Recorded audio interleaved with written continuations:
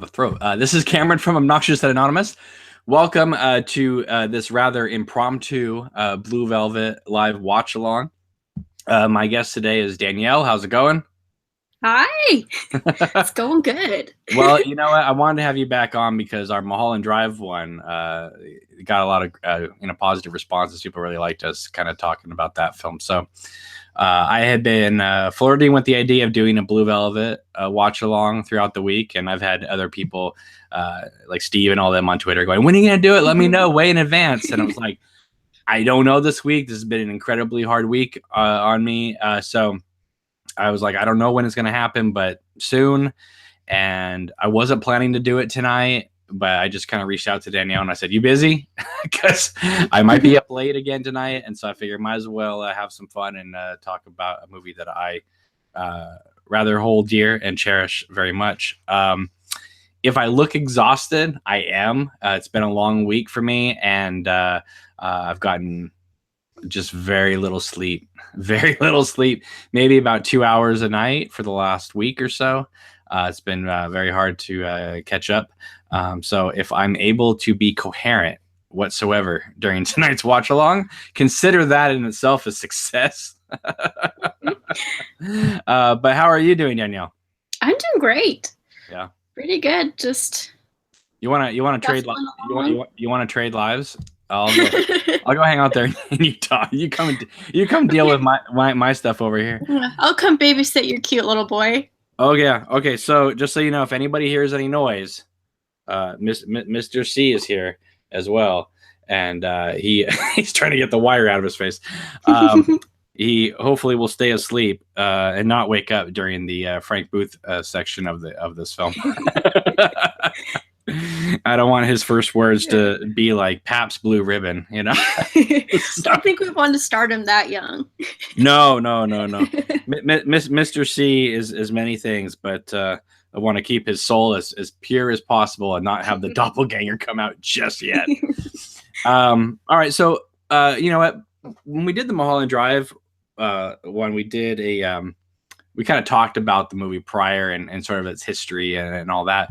And maybe we'll get into that a little bit with Blue Velvet before we start giving people a chance to kind of come in and catch up and realize we're doing this so they can like find their Blu-ray or DVD, or it's on Amazon Prime, people too. So if you want to watch it that way, they took it off Netflix, I believe, which is kind of a bummer. But anyway, give you guys a chance to kind of catch up and get ready. We'll probably get going in about 20 minutes here. But let me ask you this. You're younger than me, but how did you discover Blue Velvet? Did you come to Twin Peaks first and then find out that Lynch had made something prior to that with Kyle? And them? I got on the Twin Peaks train and I was obsessed. I watched it all. I just binged it so fast and fell in love with it. And then after that, or maybe even before I finished Twin Peaks, I was like, I need to watch some more David Lynch. And Blue Velvet was on Amazon Prime, and it was right there. And I'm like, okay, I have to watch this. And I did, and I fell in love. How long ago has it been since you? I mean, and that, I know you've seen it before, but when did you first watch it? Probably about 5 years ago. Okay. And how many times do you think you've seen it? Probably 3 or 4. Okay, I'm about 300.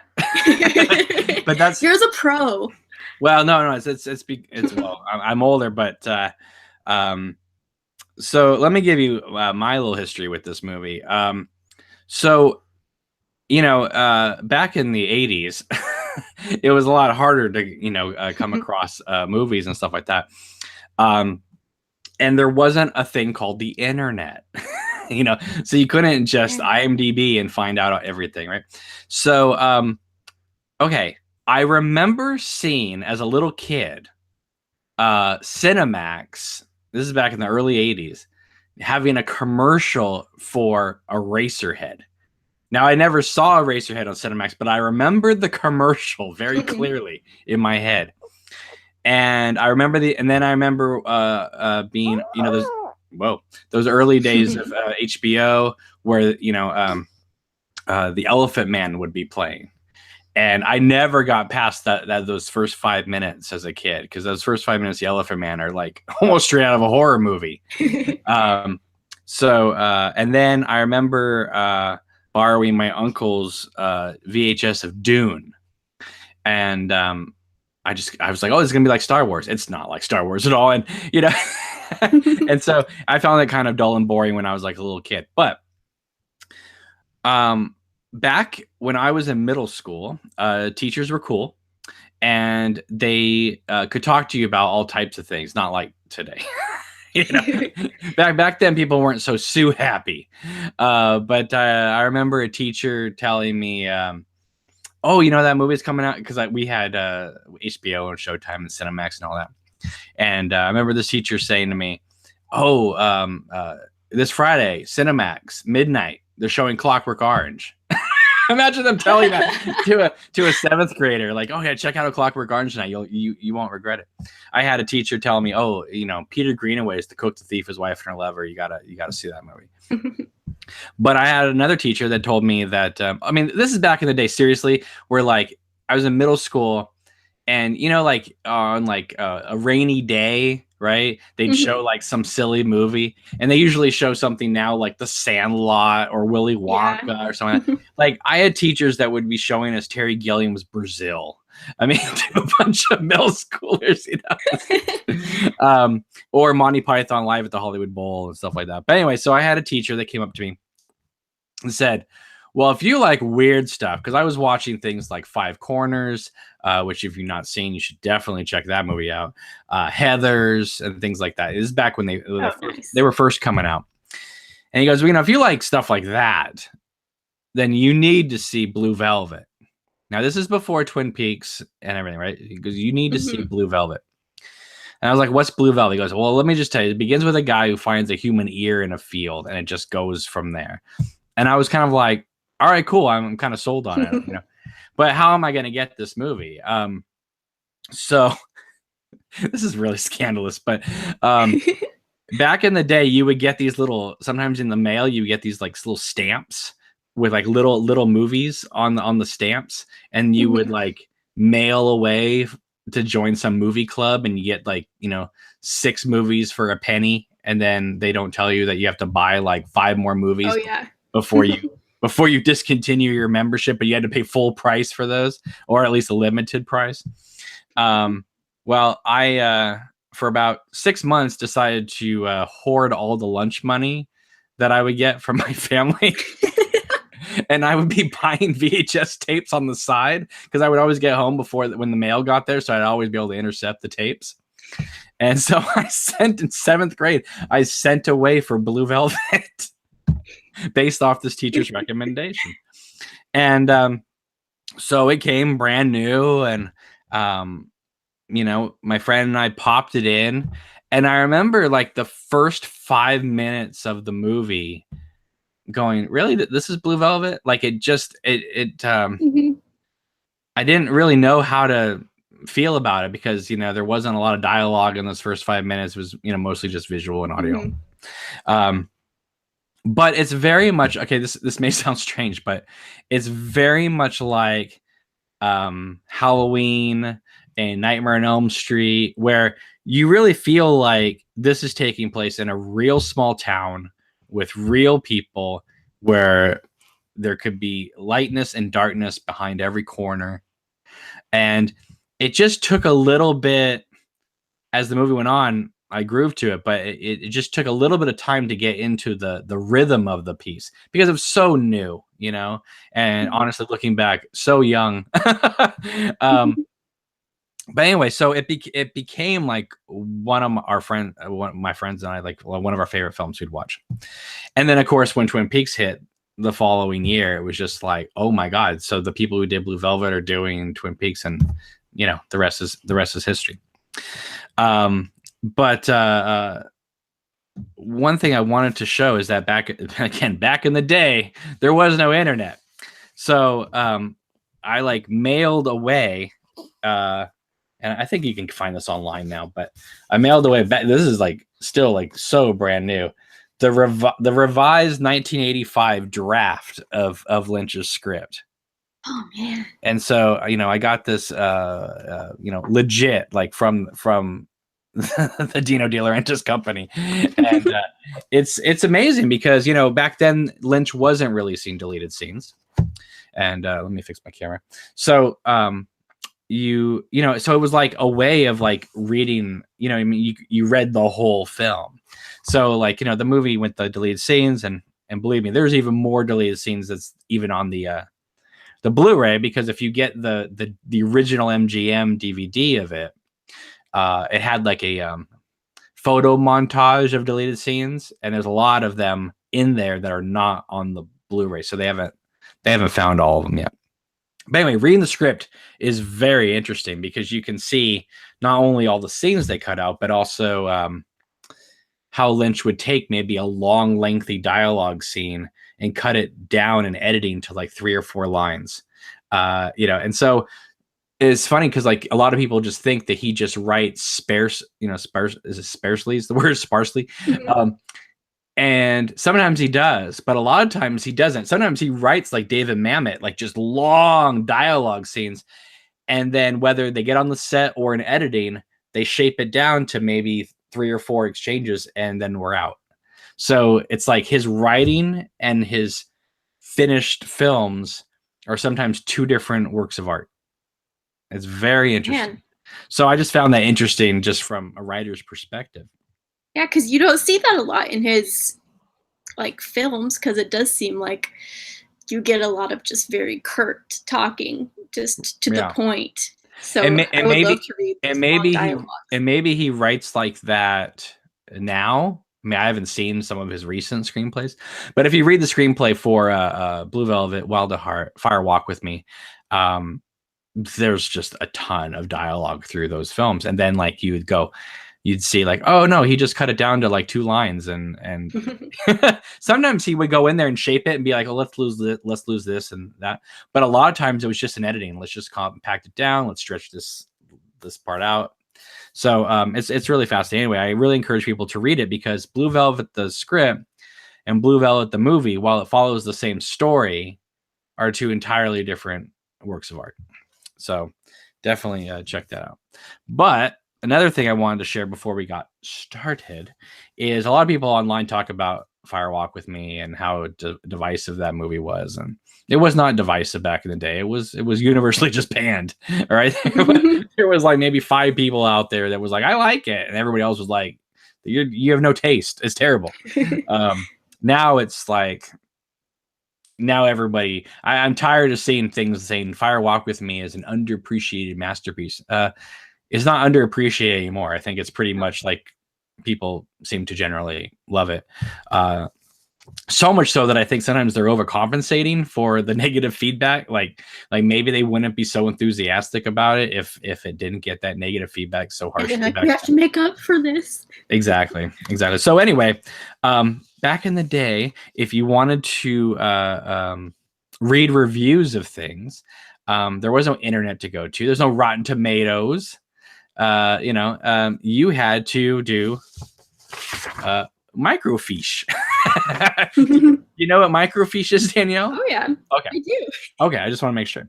Anyway, so my friends and I would be like at the library, like polling articles of movies that we liked back in the day, and we'd just go and for I don't know, was 5 cents per page, and we would just start printing up like reviews or profile pieces on people we loved, and we would create these sort of like film notebooks, because there was the films that we loved, there were no books about, so we'd have to just create these like notebook things. So anyway, I wanted to pull out sort of a positive review of Blue Velvet and a negative review of Blue Velvet to kind of give you an idea of how people talked about Blue Velvet at the time. The first one is from David Anson, who I believe is still working for Newsweek. This is dated September 15th, 1986. It is called Stranger Than Paradise, which I think is hilarious because that's I think the year before, Jim Jarmusch made a film called Stranger Than Paradise that was a really popular independent film back then. But anyway, he calls it Stranger Than Paradise. It says Lynch's nightmare tour of homespun Americana.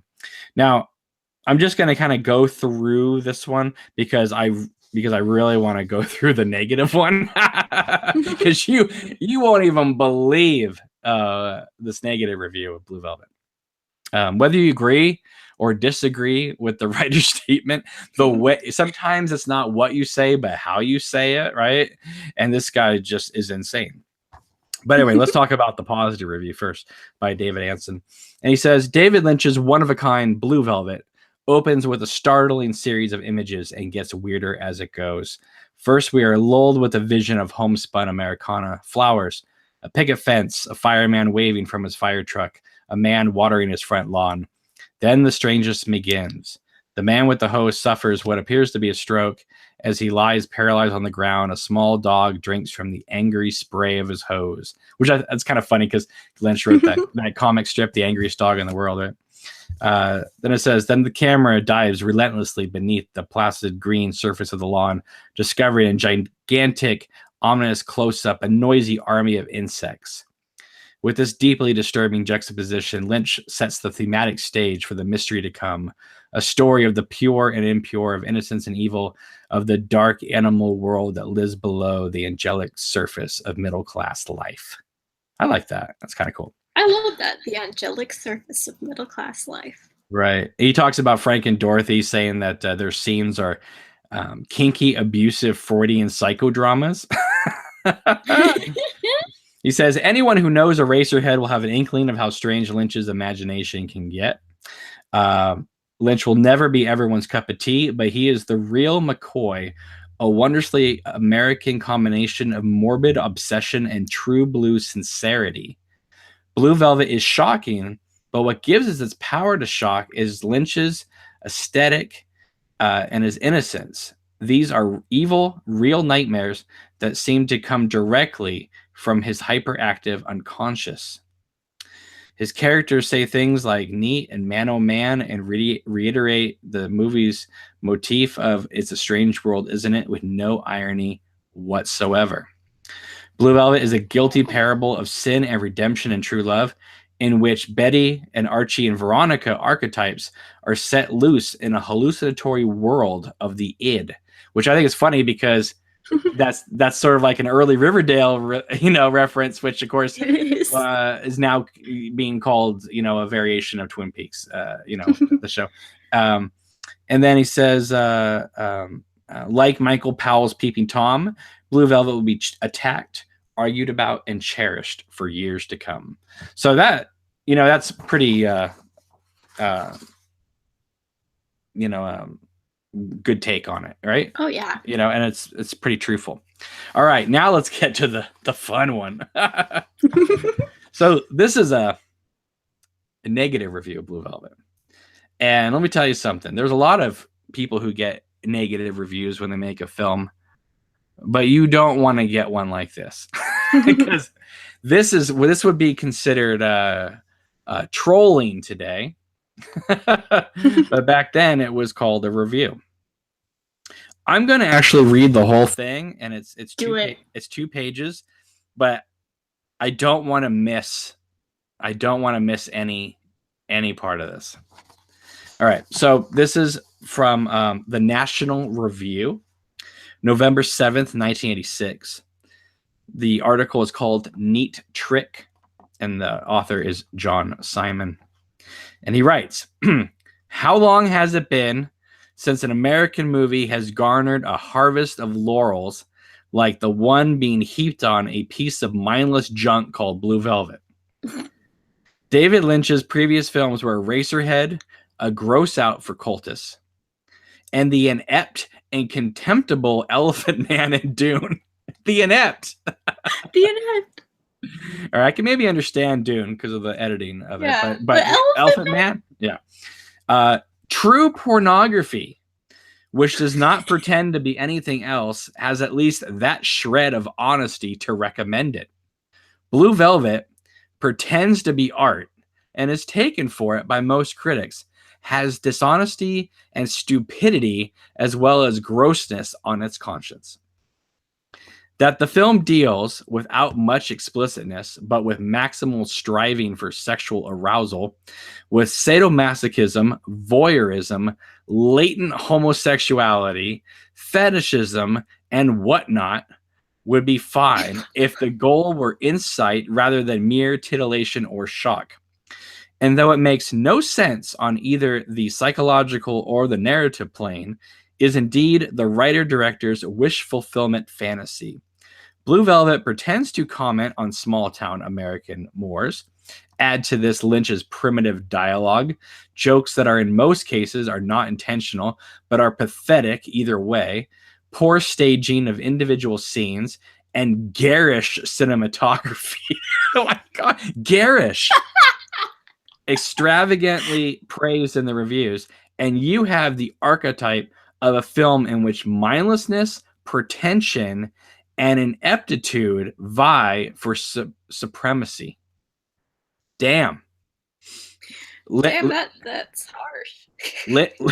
Lynch is a naive from Montana who wants to be deep, but whose depth consists of drawing huge sexual organs on a Norman Rockwell painting, and of allowing his protagonist and alter ego, Jeffrey Beaumont, from Lumberton, Middle America, hidden sadistic urges. Big deal. Big deal. In the movie's much admired beginning, we see blazing red roses and blatantly yellow tulips. Like he's even insulting the tulips. He's like insulting the freaking flowers. Against the picket fence, whiter than the driven snow and topped by a baby blue sky. We see a friendly fireman on his truck, a crossing guard watching over babes in the street. Babes in the street? They're like 3-year-olds. What the heck? Those are babes? Who calls kids that? I don't know. Okay. Besides in like 19th century literature, like what's happening? Wow.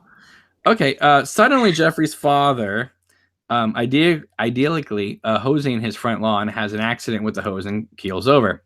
A dog cavorts in the water jet, still sprouting from the man's hands. This is chilling in its grotesquerie, but when the camera, to symbolize the horrors under the surface of middle American life, burrows into a lawn to close in on a multitude of monstrous insects fighting to the death, the effect is phony. The shot is clearly of a terrarium. I don't know. I guess it's like an insect aquarium thing, and the whole thing is clumsily derivative of the beginning of Peck and Paw's The Wild Bunch. Returning from a visit to his father in the hospital, Jeffrey walks through a field. The town of Lumberton makes little sense in its sociology. Sometimes it is a tiny burg, sometimes a bustling town, and sometimes a deserted studio set. Anyhow, in that field, Jeffrey finds a severed and moldy human ear. I don't think there's mold on it, but we can look tonight. With a hunk of hair attached to it. Was the victim scalped and crawling with ants? The ear, it will turn out, belonged to Dawn. The spoilers. I'm assuming if you're watching this, you've seen the movie. The husband of Dorothy Valens. Dawn and little Donnie Valens were kidnapped and dadnapped. I think kidnapped is the name for everybody, but all right. By Frank, the local crime boss, murderer, drug dealer, and addict, sadist, fetish, and latent homosexual, as a means of coercing Dorothy into becoming his masochistic sexual slave. Needless to say, that is not how masochists of Dorothy's stripes are made. But in any case, I guess he knows what he's talking about here. What in tarnation was an ear of a man and not corn doing in that field? Not corn. I don't know. Isn't that the whole point of the movie? Is why is there an ear in the field? All right. This guy's cracking me up. I know. Let's see. It just so happens the ear is lying conveniently next to a brown paper bag in which Jeffrey can deliver it to Detective Williams of the police.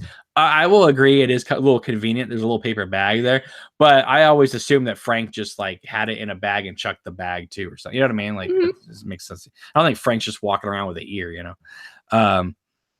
If it was meant to intimidate Dorothy, she wouldn't have just tossed it away. Well, I don't believe she tossed it away. I think Frank and them did it. This sort of pretentiousness rules the film. Out of sheer perverse curiosity, Jeffrey sneaks into Dorothy's apartment one night and gets caught up in a sadomasochistic storm. As watching through the slats of the closet where he's hiding, he pantantly witnesses Frank's torturing of Dorothy. Later, Jeffrey, who has already been forced by Dorothy at knife point to make love to her, is gradually coaxed into beating her during intercourse. Nevertheless, when Dorothy performs at the Slow Club, get it? Humor? Where incidentally, her entire repertoire seems to consist of a mediocre rendition of Blue Velvet. Well, I mean, if people have like a set of songs they sing, right? That's what they're going to sing. Anyway, I don't think she's just on a loop, just singing Blue Velvet over and over again at that night. But let's see. When later on, Frank and his henchmen work Jeffrey over in a way that would put him right beside his dad in the hospital, he walks home and soon sports only a token bruise or two. Isn't it the definition of pornography that the victim's body recovers miraculously for more renewed torture? Okay, well, I don't think torture and pornography kind of go together, but all right. And how many closets do you know with slatted doors affording the voyeur a full salacious view? He's now going after the closet. Listen, I've never been where Jeffrey is in life, but I know that there are closets where you can see through slats. There are closets like that. There are. The whole thing is pure Swinish hogwash. The fantasy made more self-indulgent by the casting of Kyle MacLachlan as the hero. Here we go. You ready for this? Untalented and with a cartoonishly doll-like face, he has the one virtue of looking like a young David Lynch. When Jeffrey watches untalented, when Jeffrey watches Dorothy from that convenient closet, she strips to her tiny black bra and scanties for comfort, but keeps her uncomfortably stiletto-heeled red shoes on to satisfy Lynch's fantasy. After an obligatory nude shot, she puts on a blue velveteen robe. It has a sash, one of those whose ends will be stuffed into her mouth and the other chewed on by Frank while he has brutal sex with her. But the most amazing bit is Dorothy's removing at one random moment and promptly replacing what proves to be a wig she's wearing throughout the picture. Is this yet another Lynch fantasy? Or was it Isabella Rossellini's desire to display her own hair, vastly inferior though it is to the wig? What the hell? Because Jeffrey must have a blonde apple pie American sweetheart, as well as a dark, sick European accented one, there is Detective Williams' daughter, Sandy. Ready for this? Played by the cigar store Indian face looking Laura Dern. What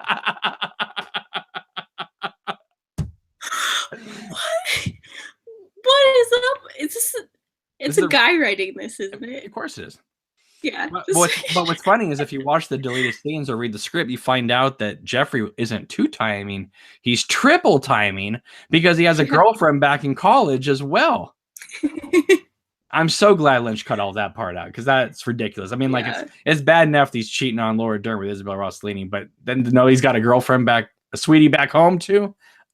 Anyway, let me repeat that sentence again because that is something you will never see on Rotten Tomatoes ever. Because Jeffrey must have a blonde apple pie American sweetheart, as well as a dark, sick European accented one, there is Detective Williams' daughter, Sandy, played by the cigar store Indian face looking Laura Dern. Oh, God. What is this guy on when he's watching this movie? I don't know, but he obviously took some notes here. Jeez. Though supposedly in love with Mike, one of her school's football stars. Again, a Twin Peaks reference, right? There'd be Mike, or Mr. Bonehead boyfriend. Wow. Sandy quickly switches to Jeffrey, so our boy can simultaneously enjoy kinky sex and puppy love. He and Sandy go to a diner for a date, dance cheek to cheek, and then mouth to mouth at a high school party. And all along, Sandy plays Nancy Drew to Jeffrey's Sherlock. In one of the film's many climaxes, Dorothy shows up naked on Jeffrey's doorstep circa midnight, although she is in a complete daze and has never been given Jeffrey's address. She has been... You know what, though? I could be wrong, and again, I've seen this movie so many times, but again, it's been a long week, so maybe I'm forgetting things. I don't think that she shows up at Jeffrey's doorstep. I think she... Wait, does she? Or no. I think she shows up at Sandy's door because her dad's the chief of police. I could be wrong. We'll watch them. But I believe she shows up I don't believe she shows up at Jeffrey's house. I think she shows up at Sandy's house. Anyway, so she has been mauled by Frank. Her lingered on body is an anthology of scars and bruises. But Mike, who with his pals has come to beat up Jeffrey for stealing his girl, sneers, "Is that your mother?" Then he apologizes and considerately departs with the gang. The nude Dorothy throws her arms around Jeffrey's neck, calls him her secret lover, and explains, "He put his disease in me." The agonized Sandy kicks out Jeffrey, then phones to forgive him. So much for psychology. I could go on listing the absurdities and fudgings of this film. It is never even made clear whether Detective Williams is like his partner in Frank's pay, or whether he is just the most incompetent cop this side of Max Sennett. But let me skip to the ending. Oh, he's just going to tell us the ending. Okay, great.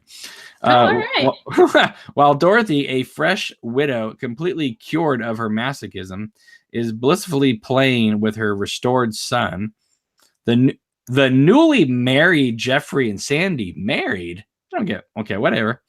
With their extended families, are all about to sit down to Sandy's dinner. Before that, in an elaborate process shot, the camera had entered Jeffrey's ear as it earlier did Dawn's. But lo, there is a worm in paradise. A patently mechanical robin prances on the windowsill with a huge black beetle in its beak. "It's a weird world, isn't it?" says Sandy. "No, it's a strange world." Yeah, you can watch the movie. Come on. I don't know. They're not married at the end. All right. Okay, let me just skip a paragraph because he's just muttering about stupid things here. Just about robins and stuff. Says the cinematography by Frederick Elms is all poster colors, and the acting, especially Isabella Rossellini, is amateurish. Dean Stockwell is persuasive as a creepy homosexual sadist, and Dennis Hopper as Frank obviously improvises dialogue, mostly roared out F words in every conceivable way, and an all too credible homicidal maniac.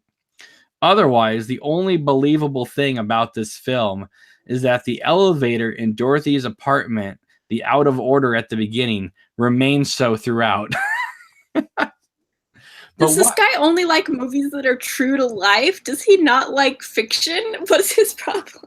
But why do the critics, from sophisticated magazines to family newspapers, rave about this trash? Let me tell you a parable, and bear in mind Jeffrey's above-mentioned declaration of love to Sandy. A friend of mine saw a youth at Jeffrey's age flanked by two Sandys, all in expensively casual clothes, standing in the Metropolitan Museum before a martyrdom of St. Peter, in which the apostle's garb, so as to not interfere with his upside-down crucifixion, is gathered at the ankles and wrists. Exclaims the odd youth, "Oh, wow, that's neat." All right, well, there's the review. All right. Now, there's another book. I'm trying to think what it's called. think it's called Horror Writers on Horror Films or something.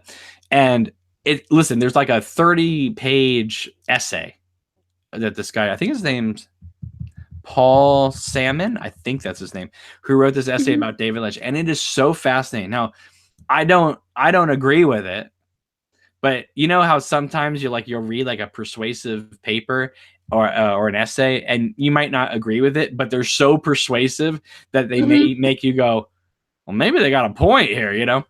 And his whole thing was that Eraserhead, Elephant Man, and Dune dealt with sexuality underneath a surface, like it was always there, like Henry and Mary and Eraserhead. They had sex off screen, and then there's the baby and that type of thing, right? Or the Elephant Man, the idea that she was pregnant, and that because of what they believed at that time were called maternal impressions, because she was knocked down by an elephant, people believed that's why they call him the Elephant Man, you know, that type of thing. So his argument was Lynch was a better filmmaker when he was able to play things like that under the surface. But when he hit Blue Velvet, he realized after Dune that he needed a hit. So let's throw in pop songs, nudity, and sex right in your face, right? And then you'll have a hit. And he did have a hit. And then he goes, if you notice, from Blue Velvet on, he's just put more and more and more out in your face. And then he goes through Wild at Heart and then Fire Walk with Me and stuff like that. And you start to go, well, good. Yeah, the guy kind of has a point. No, it's really interesting. But I mean, I don't agree with it. But you know, when you're able to convince a hardcore fan like me, like, oh yeah, maybe, you know, it's like that sounds good. Yeah, it's almost like when people say, oh, you know, is Lynch misogynistic, or is Lynch, you know, why doesn't he have, you know, like multi-ethnic casts and stuff like that? Usually, you know, they deal with white people and stuff. And then you go, yeah, it is kind of interesting how like the opening scene of Wild at Heart is Nicolas Cage bashing the head open of a black man. You know what I mean? It's like, ooh, you know. Again, I don't agree, but the problem is that there are these things in his work that people can draw from to make whatever points they want to make. And if they're a good writer, they can spin things however they want it and make you go, interesting point. You know what I mean? So anyway, those are two reviews from Blue Velvet. It is fascinating because, like, you know, people seem to think that everyone just adores David Lynch. Then Fire Walk with Me came out and everyone just booed him. It's like, no, he was universally praised and hated for his pretty much ever since Dune. You know, I mean, very few people reviewed Eraserhead, and everyone really pretty much liked The Elephant Man, except this guy who thought it was inept. but from Dune on, it's been, you know, just either people really like it or really don't like it. The only other one besides Fire Walk with Me that got pretty much universally panned was Inland Empire. I mean, people did like it, but you'd have to search for a rave review of that movie. They did exist, but there were no rave reviews of Fire Walk with Me unless you were listening to Mark Kermode over in England. But anyway, you know, Blue Velvet, I think is a masterpiece. I really do.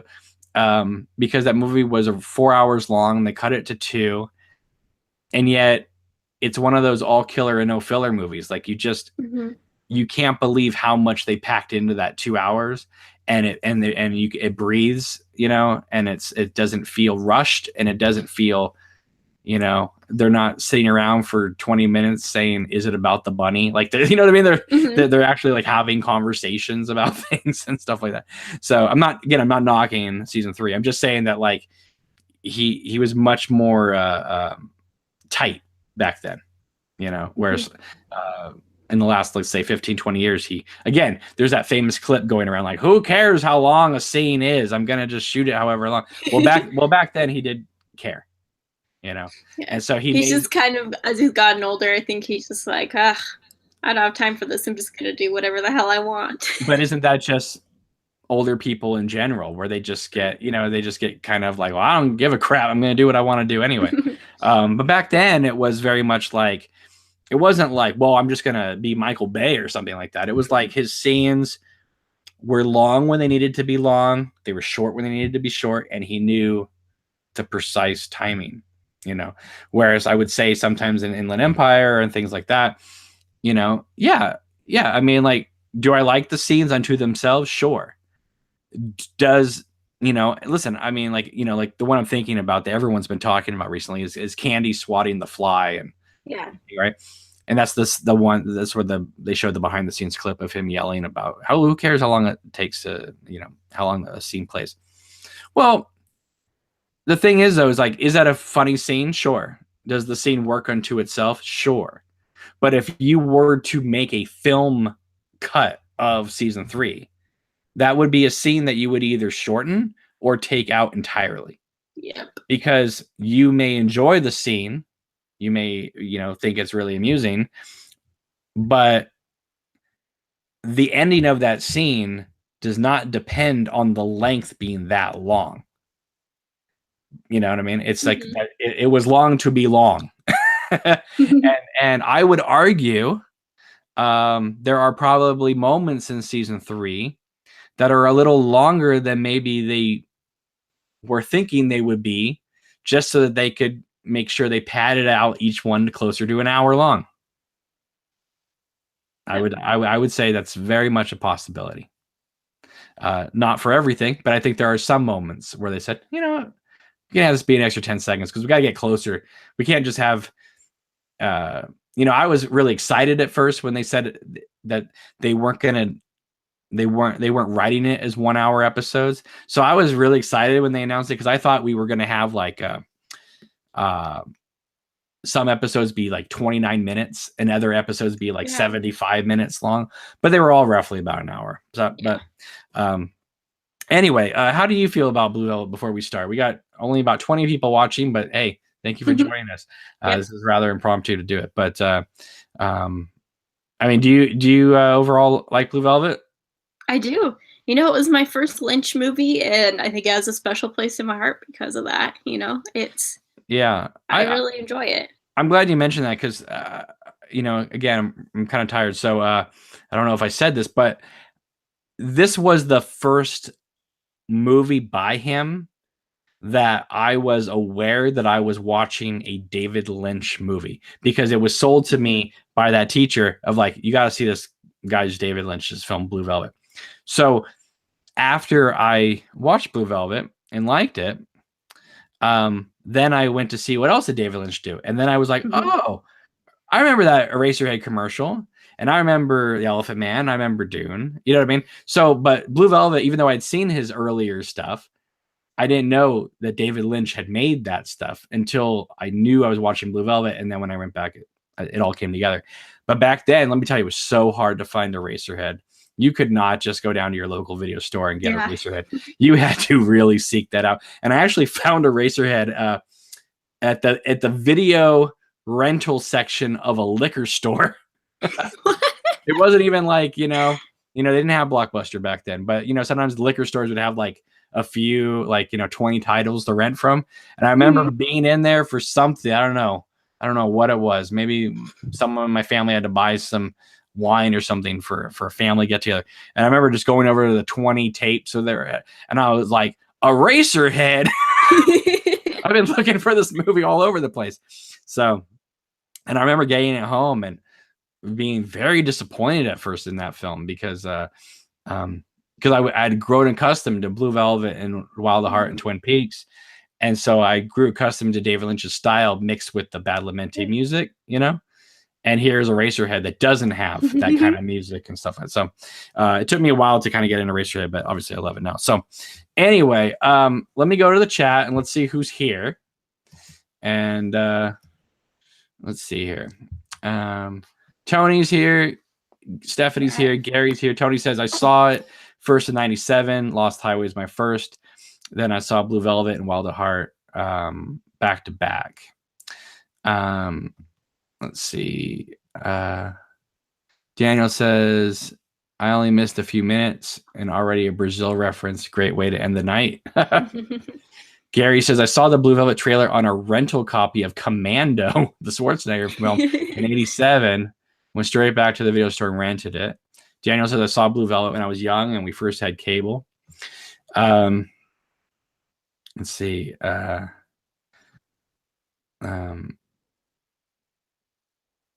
Tony says, Dorothy's song repulsed me at first, too. Gary says, Empire Movie Magazine was a good source for me finding films back in the 80s in the UK. Tony says, Blue Velvet to me is Lynch's most complete attempt at a Hollywood film, but still way effed up. But it is his most narrative structured film. Yeah, if you guys think that, like, you know, if you go back and watch Blue Velvet now, which we're going to do in a minute, it's almost like a stage play, you know? It's compared to what Lynch has been doing for 20 years.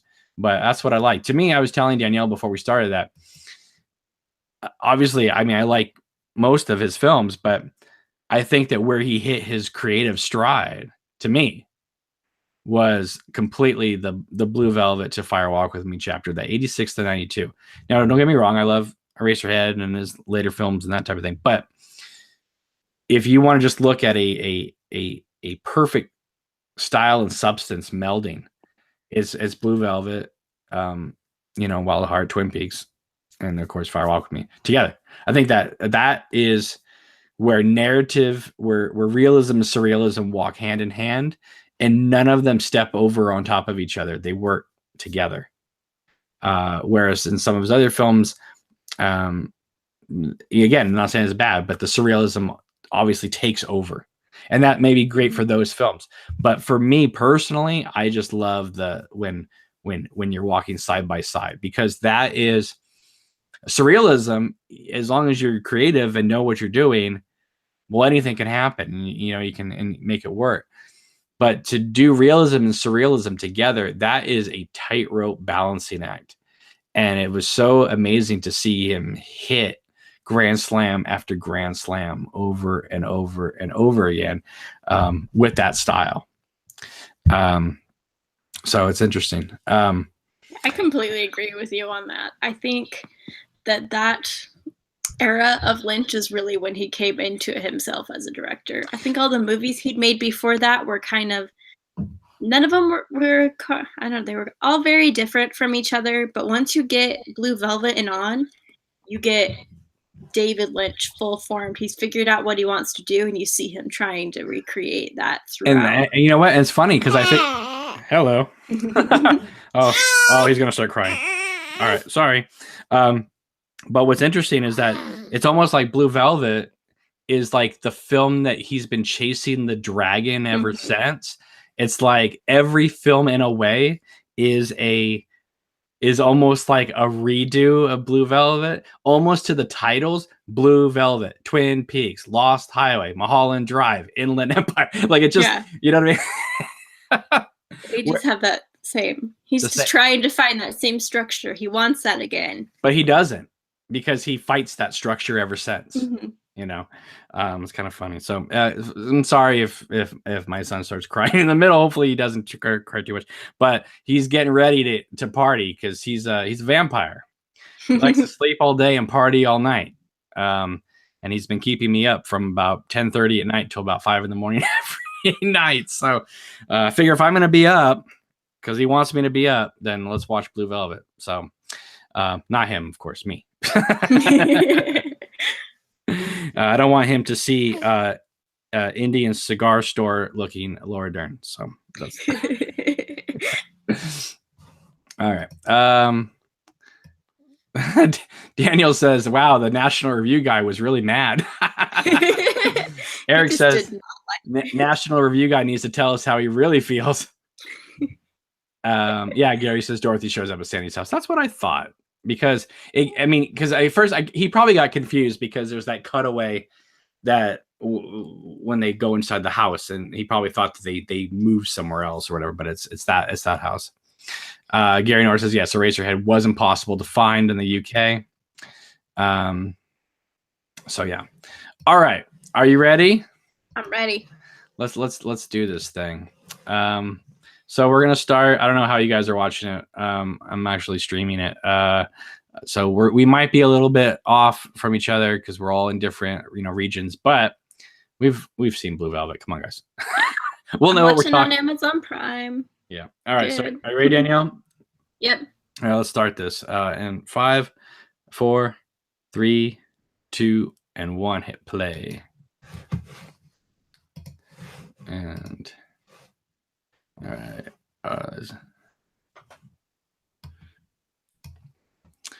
All right. And let's see.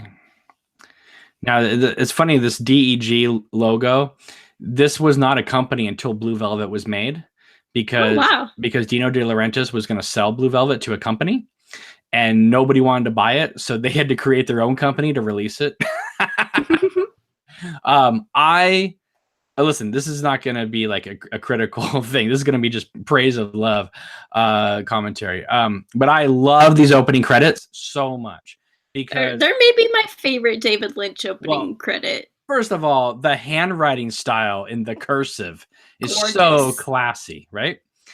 And what's great is, again, it's like it's the blue velvet robe, and yet you don't know it is because you haven't seen the movie, right? Until you see the movie. Yes. But when you notice, it looks like, instead of red drapes, it's like blue drapes, And it's very, I don't know. I love the classy writing and the music. Listen, the other day I posted a thing saying, what is Badalamenti's best wall-to-wall score? A lot of people were saying Mulholland Drive. And I'm not disagreeing with it, but Blue Velvet is something totally different than what he's done because it feels like a 1940s film noir type of film. Almost definitely. And I love the orchestration. And this was the last film that Alan Split did the sound design for. He, of course, did a lot of things for The Grandmother and Eraserhead, and kind of got David Lynch into sound work. So that was kind of cool. Frederick Elms is the cinematographer on this. He also did half of Eraserhead. And of course, these opening credits are gorgeous. Now, when I first saw this movie, widescreen videotape did not exist. So, the first time I saw it was all pan and scan. And it didn't look that bad, honestly. But when you first see it in widescreen, it's like, it's a whole other world, Is absolutely gorgeous. This is probably David Lynch's most famous opening of all of his works. And I'm sorry, like, these little girls are not babes. No, those aren't babes. What the heck? But now what's interesting, if you read the script or watch the missing pieces of Blue Velvet, Jeffrey does not come into the movie until like 20 minutes into the film. And yet in this movie, he, in the real movie, he comes in like in the first 5 minutes. So it's quite fascinating that Lynch was like, let's just get rid of all that nonsense. And it's honestly the smartest move, because in the original script and in the deleted scenes, like, they have a scene of Jeffrey at a fraternity party with his girlfriend, and he goes downstairs and he sees like a girl getting raped. And he just kind of stands there and watches. Then finally he's like, hey, leave her alone. And is trying to like imply like why he would sit and watch this kind of stuff. Cause he's like, like a little pervert. And I'm so glad Lynch cut that out because one is we want to relate to Jeffrey. And two, the reason why he doesn't help Dorothy during the Frank attack is because he's afraid of his life.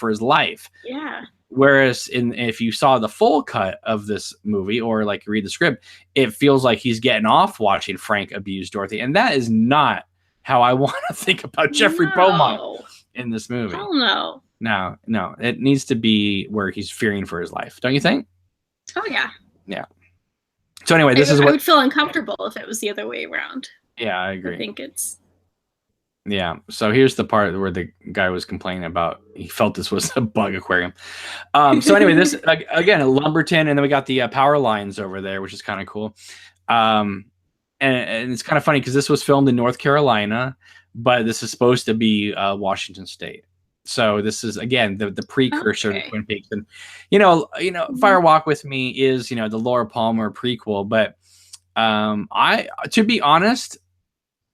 When I was a kid, I always thought Blue Velvet was the prequel to Twin Peaks, because even though I know this isn't Agent Cooper, it just feels like Twin Peaks before Twin Peaks, right? I mean, you have thematically, I think you could definitely say it's a thematic prequel. 100%. Oh, it completely is. Completely. Yeah.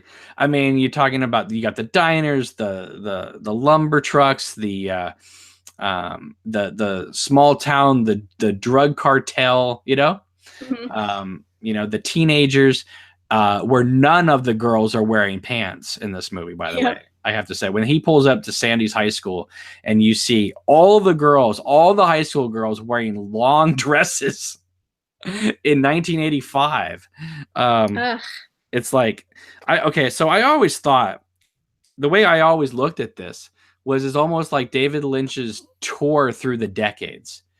I always thought Sandy, of course, was the 50s, right? Cassandra D. Oh, yeah. Jeffrey Beaumont is like 1962, 63, prior to like the Beatles coming to America. He's early Americana. Isabella Rossellini is clearly from the 1940s. And Frank Booth, who the hell knows where he's from? Who knows? Like somewhere in the future, from outer space, maybe. But I always thought it was like all the decades coming together, and seeing what happens. And I really love this idea of Kyle MacLachlan, Isabella Rossellini, Dennis Hopper, and Laura Dern. There's something very magical about saying those four names right after each other.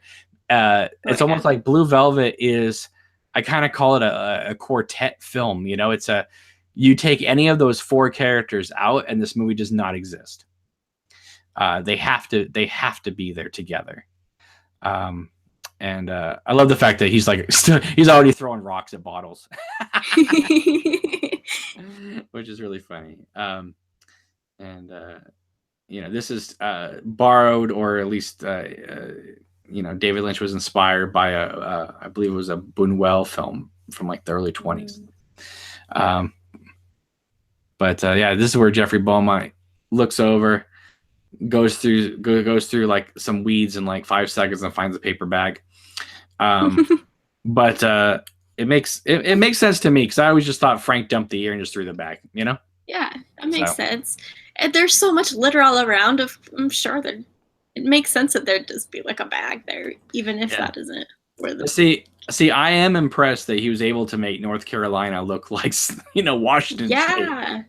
And almost, he's even got the lumber trucks going through town and stuff like that. I wonder how difficult that was to get that. Now, where I'm streaming this from, unfortunately, every once in a while it's kind of buffering, so I'll probably be a few seconds off from everybody. Okay. But just so you know, I like this thing over here. He's talking to this guy, the police officer, and then there's like these pine cones next to a mountain on the counter. That's kind of great. See, some people complained about this staging, where it was like, it's just very simple. Jeffrey walks down the hall, he looks in the door, and then Detective Beaumont sees him and walks up to the camera. I don't really think of it as ineffective staging. No. I just think it's simple, it's direct, and it's trying to show that the small town life is uncomplicated. What I find so interesting is Jeffrey has an earring in this entire movie, right? Yeah. And see, when you first see this movie, especially if you're watching on pan scan videotape, after Jeffrey's beat up by Frank, it shows him in a close-up laying on the ground all beat up, and you see he has an earring. And everybody I knew just assumed that Frank had him pierced. Right? Like that too. But when you get this in in a nice widescreen, Blu-ray presentation, Jeffrey's pierced the entire time. The whole time. Which I don't know how I feel about that. I kind of like the idea of Frank Booth piercing him. He just pierces him. Oh, so there is mold on this ear. Okay. Okay, yeah, I did see that. I'm like, okay. It makes sense. It makes sense.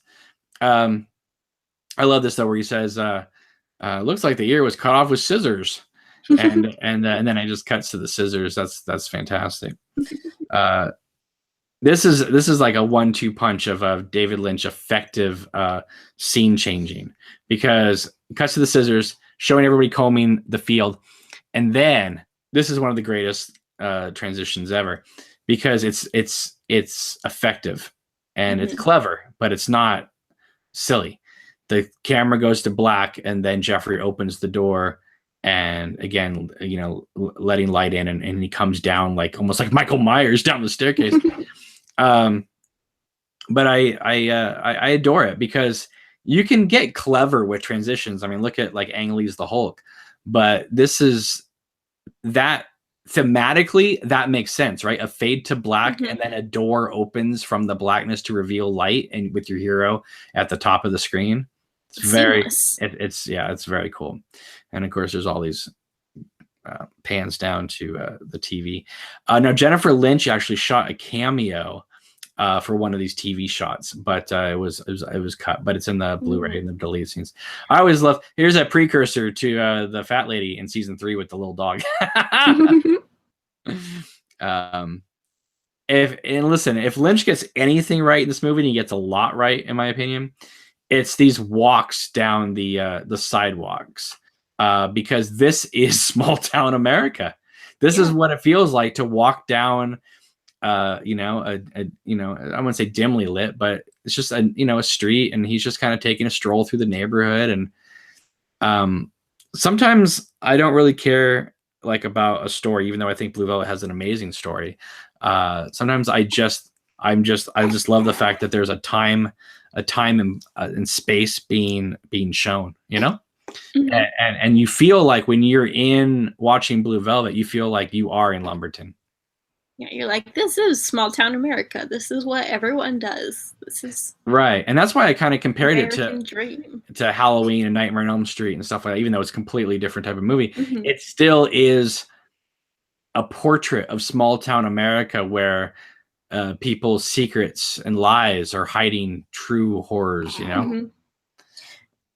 I do love that it really is like a stark look at like the dark underbelly of the American dream, I guess is what you could call it. Like, you have all of this like American dream reality around you, but also you get the dark binaries going on at the same time. Now, I love the idea of going through the ear and then the rumbling, and all of a sudden it opens to Sandy's mom opening the door. Sandy's mom, of course, she would let's see, is that the same year or was it the year before? The year before, she was in Nightmare on Elm Street Part 2, Freddy's Revenge. Another thing that Lynch gets right in this movie, and he gets right in a lot of his works, is look at the decor on these people's houses. Like, this is supposed to be Detective Williams' office, and it just, look, there's just files in a corner and books stacked and little trophies over there. And, I mean, it's kind of like what George Lucas was doing with Star Wars, which is you can't just show up and, these places have to look like people live here. And I mean, look at all those trophies on his wall. This is a guy that's very proud of himself, right? Oh yeah. But look at the living room and stuff. I mean, this is what I love about Blue Velvet and Twin Peaks, especially like season 1 and 2, is the way he would like decorate the insides of the houses, because this does not look like a set, right? This looks like a house. Looks like people are actually living there. Right. It looks like they just walked in and said, yeah, this will do. And maybe they did, because this movie was made for a very low budget, but it just does not play like a set, at all. It's interesting how you talked about all the different characters that seeming like they're from different decades, because even just the exteriors of the house kind of have that same thing going on. And just like Sandy's house is very like bungalow 1950s, whereas like Jeffrey's house is very different kind of vibe. It's all white. And has Laura Dern ever had a better entrance in a movie? Gorgeous. Just straight out of the darkness and into the light, which is the character of Sandy. That's something that, again, Lynch is working visually, but it's not a clever way of just introducing her. It's honestly like the most effective way. So You're this is what here. this is what I'm talking about. Like sometimes filmmakers will do things that are just clever. And this is where Lynch is working, like I said, realism and surrealism hand in hand. He's working thematically and visually, where yes, it's cool visually, but it also completely fits the story. And this is honestly, I mean, I love this whole movie to pieces. This little section right here is probably one of my top 5 favorite moments of the whole film. I love I don't know if they're doing Steadicam here or not. They probably are. But just following, Jeffrey and Sandy in, a 2-shot, and just walking down the neighborhood. And like this neighborhood shot of like going down the sidewalk is very reminiscent of when Laura and Donna are walking down the sidewalk in Fire Walk with Me. But what I love about this is the nighttime air. This is what it's like to walk in a neighborhood in small town America. This is just the mood. I don't care. I mean, of course, I care about the story, and they're talking about Dorothy Valens and blah, blah, blah. But if you just turn down the sound and look at the film, you feel like you are on this town, in this small town, in this street. This is what it's like familiar in a way. You're like, okay, this is like what it's like when I'm walking down my small town main street or walking in my neighborhood. Right. And I love this when these guys pull up, no, hey, babe. And you watch Jeffrey kind of just puts his arm around Sandy and stuff. And it's just this small town, I guess, I mean, they used to, call it, chivalrous or whatever that word is. Nowadays people would be like, don't you, protect me. I can handle myself. But, and I'm, and this is like, I like what I love is, you're saying that Kyle MacLachlan's untalented, which is ridiculous, but Kyle and Laura Dern here, when you look at them right now, do you even see at all Cooper and Diane from episode 18? I don't. Not one little bit. Yeah, that's what I'm talking about. And I love the fact that Kyle has his shirt buttoned all the way to the top, that's the Lynch staple right there. Yep. Lynch does not believe in ties. He only believes in buttoning to the top. So Lynch made Jeffrey Beaumont in his image, which is kind of funny. But this is my favorite moment. One of my favorite moments of the whole movie is not necessarily the chicken walk, but the Badalamenti score here.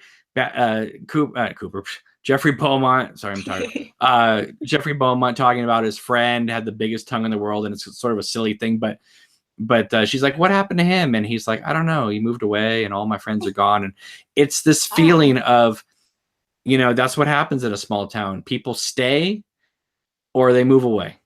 Yeah. And that is, and just that this one long shot of them walking down. Now, apparently, he shot this before he met Angela Badalamenti. So he was going to be using Shostakovich music throughout this whole movie. So whenever they were walking down the street, he was blasting Shostakovich music. And then Badalamenti came on and said, let's get rid of the Shostakovich. I can do a score for you. And then he did. So it's interesting. The rest is history. The rest is history. Yeah. I love how, Jeffrey just has no idea how this blind man knows how many fingers he's holding up. But again, I mean, Kyle always looks good, but this to me is this and season 1 Twin Peaks this is how I will always remember Kyle MacLachlan. It's like peak Kyle. It's like the one we all have a crush on. It's I know this sounds silly, but him in Blue Velvet, him in Twin Peaks season 1, he's the kind of guy every woman wants to date and every guy wants to be. Oh yeah, 100%. And it's so funny how like so many guys like want to be, a character that's kind of as square as him, but it's just because Kyle can do something that most actors can't do, which is Lynch says this himself, and it's completely true. He can be this wide-eyed, innocent person, but can act like, but can traverse into the dark world, and you never feel any different. But this is amazing. This outside shot of Sandy's school. Oh my goodness. It's like every girl is wearing a dress that's below the knee. Yep. And this is 1985. This is so like I feel like they're going to be singing Summer Lovin' or something any minute, right? Just it turns into a production of Grease, right? Because believe it or not, I believe it was Fire Walk with Me was the first time David Lynch allowed a woman to wear a pair of jeans in one of his works, and that was Laura Palmer. Before that, everybody was in dresses, and I just find that interesting. You know, like he's not just having Sandy in the long dress and making a thing about her character. He's saying that it's everyone. Everyone's stuck in the 50s, and they're so stuck in the 50s they don't see the darkness in the world around them, which is like they're in a bubble, a one saliva bubble. Yeah.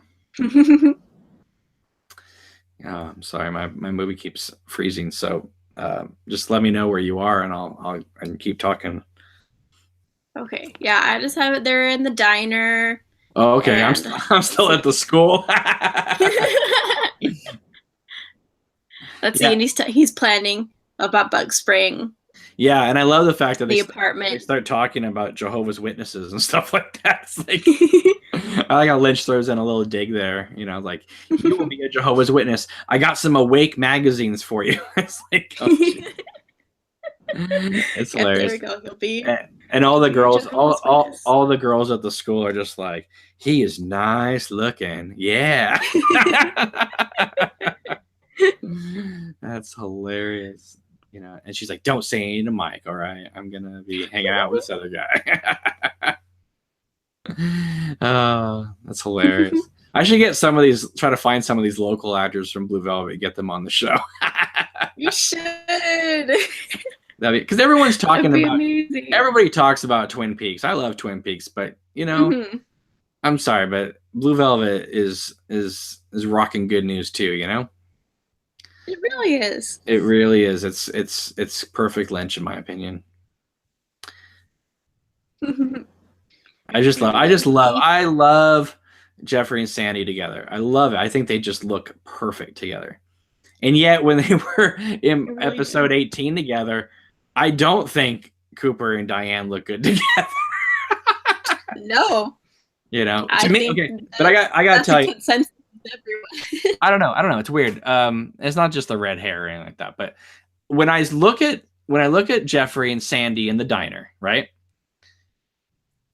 This is how I always pictured Cooper and Diane.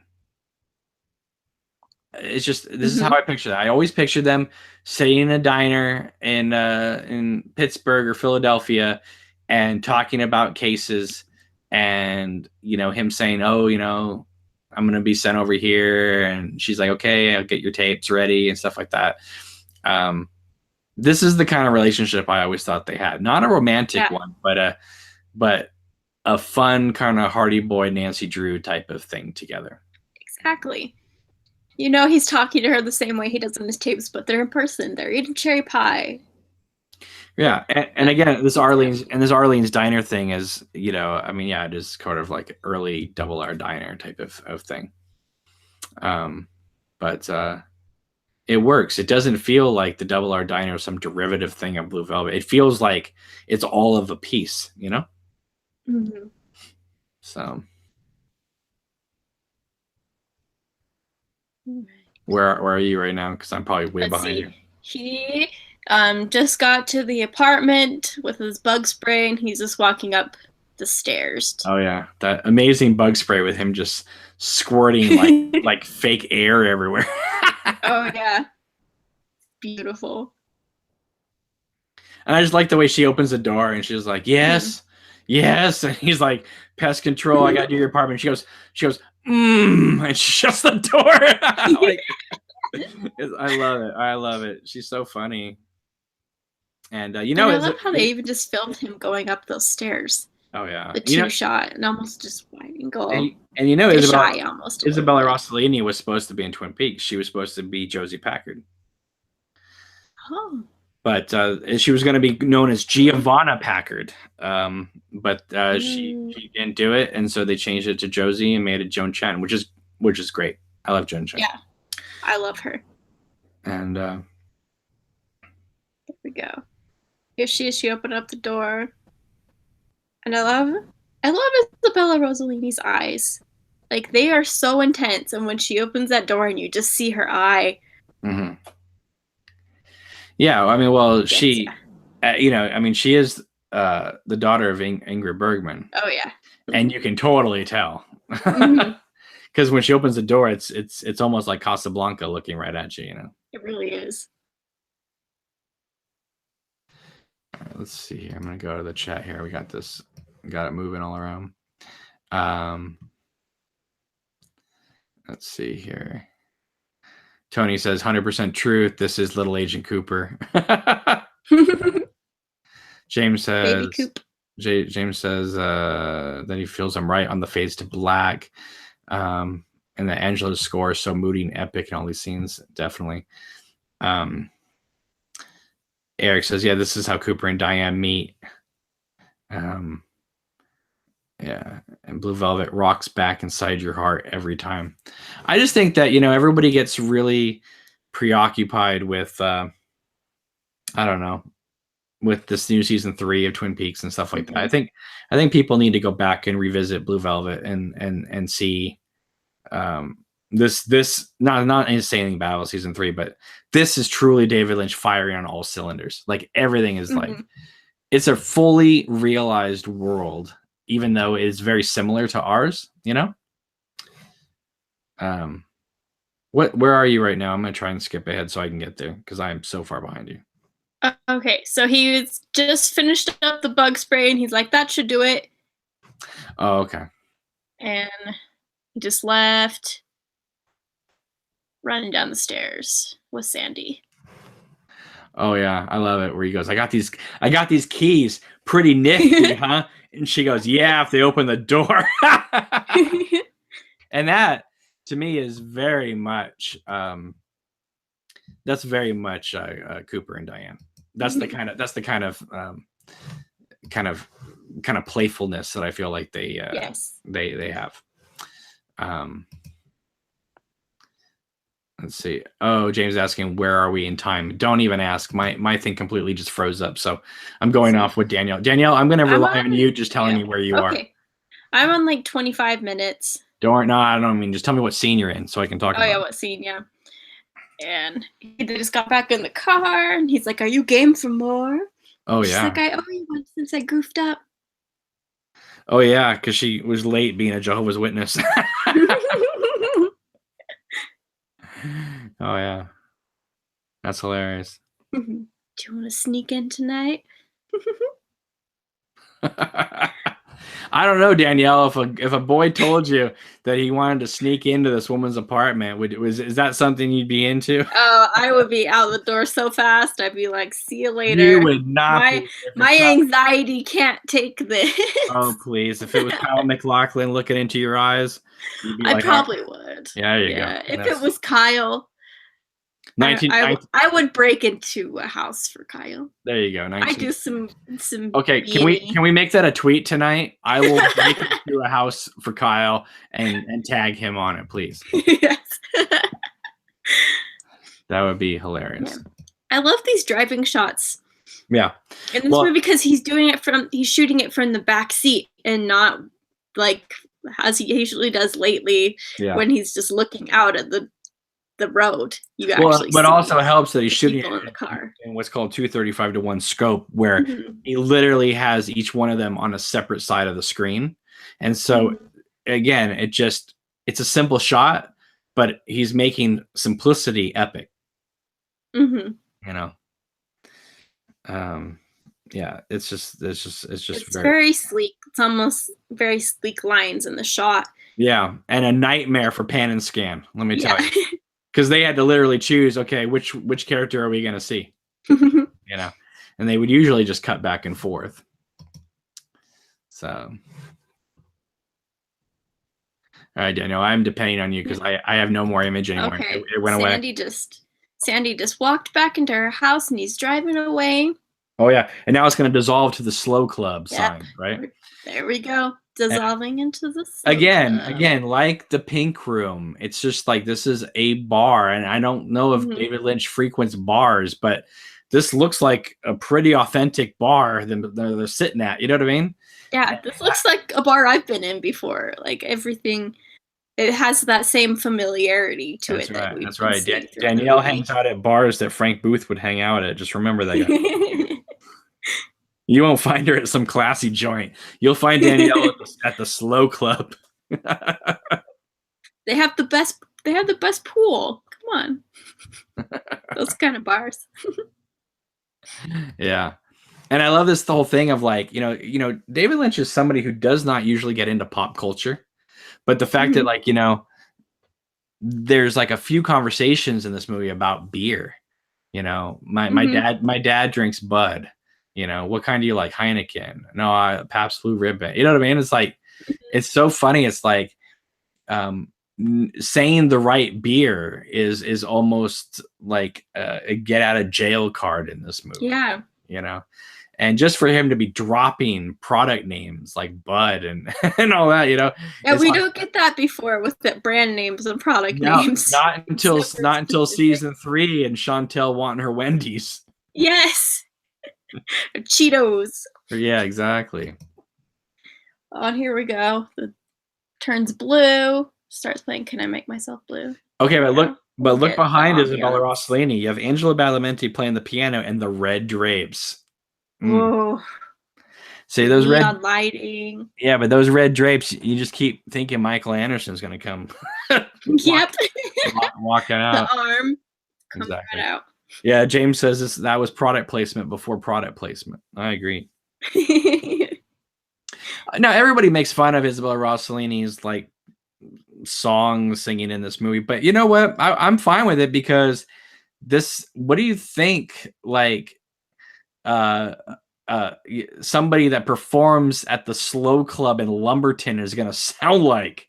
Yeah, this is the kind of performance you're gonna get right at any one of these bars. Yeah, this isn't Broadway. Okay, we're not. This isn't David Lynch's Glee. Okay, where it's like all auto tune. This is a realistic portrayal of what you would see. Let me tell you something. If you go into some scuzzy bar in your area and there's like open mic night, you'll see somebody like Dorothy Valance. Oh yeah. So James says he wishes a tree would come out of those drapes other than Michael Anderson. Well. Do you remember your doppelganger?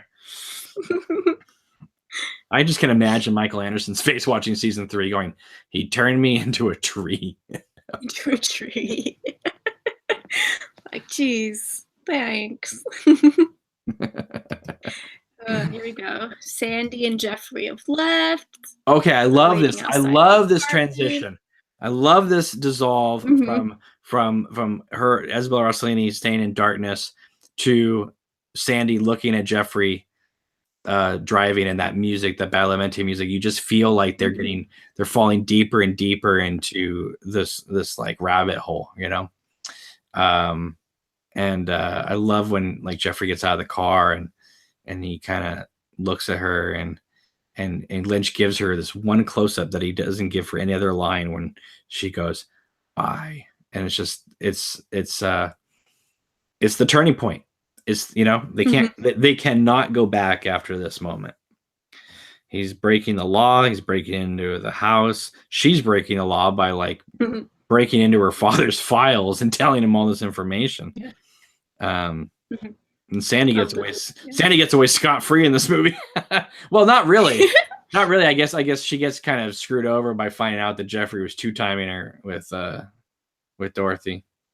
Little do they know that they're both being two-timed because Jeffrey has a girlfriend back in college. Oh, jeez. Played by he's a little player in this. Yeah, what's I can't remember her name. Who's the one who plays the friend on Will and Grace? Oh, Megan Mullally. Yeah, that's his girlfriend in college. Oh. Yeah. I love her. So I love that, Sandy. I don't know if you're a detective or a pervert. He's definitely towing the line. Well, that's the thing. So if they had put in that scene of him watching the fraternity guy raping that girl, that's almost like a scary line, you know? Whereas now it's just kind of like, well, we don't, it's kind of a fun, playful line. Whereas the other way, it just made him sound seedy. Yeah. Seedy. Straight up pervert. Yeah. He's in her apartment, breaking and entering. Yeah, but I love how Lynch plays with darkness in this movie because, like, there's not these arbitrary lights just on just so we see things. It's very natural. You get into it and it's dark and you can't see anything, but then your eyes it gets lighter, like your eyes are adjusting to the dark, like it would happen in real life. Right, but if you think about it thematically, it's like Jeffrey's eyes are adjusting to the darkness of Lumberton, of human nature. It's very cool. Very cool. Party hat. I really just love all of Sandy's outfits. Like, I want some of her pink sweaters. Well, you basically got to look at Olivia Newton-John's outfits in Grease, and that's pretty much it. Yeah, nobody. Listen, if anyone's a woman of Lynch, nobody's cosplaying as Sandy. No, but I think you're another kind of Sandy if you do that. He's like, "Who are you? I'm Sandy. You mean Sandra Dee? No. Oh, Sandy from Grease? No, Sandy from Blue Velvet. I've never seen that movie." I remember going to the bathroom. Oh yeah, that's the other thing. What a dumbass, because he doesn't put the seat back down. So that's how Dorothy knows that there's a man in her apartment, Jeez, like breaking and entering 101. Don't leave your DNA at the scene. Come on. Well, let me tell you something. This is around the time where DNA was being discovered. It wasn't a known thing yet. And I don't think that Detective Williams is going to be testing whose pee it is in the toilet. Her toilet for his pee. It would have been cool though if he slatted closet. If he left it in there and then Frank was like, "Those bubbles are from Heineken." Who's been drinking Heineken? This pee doesn't smell like the beer that I drink. Exactly. Wow, we just made Blue Velvet stranger than it is. Cool. All right, what's going on now? Oh man, the telephone's ringing. She just got undressed. He's hiding in the slatted closet. Oh yeah. Yeah. Which apparently those don't exist.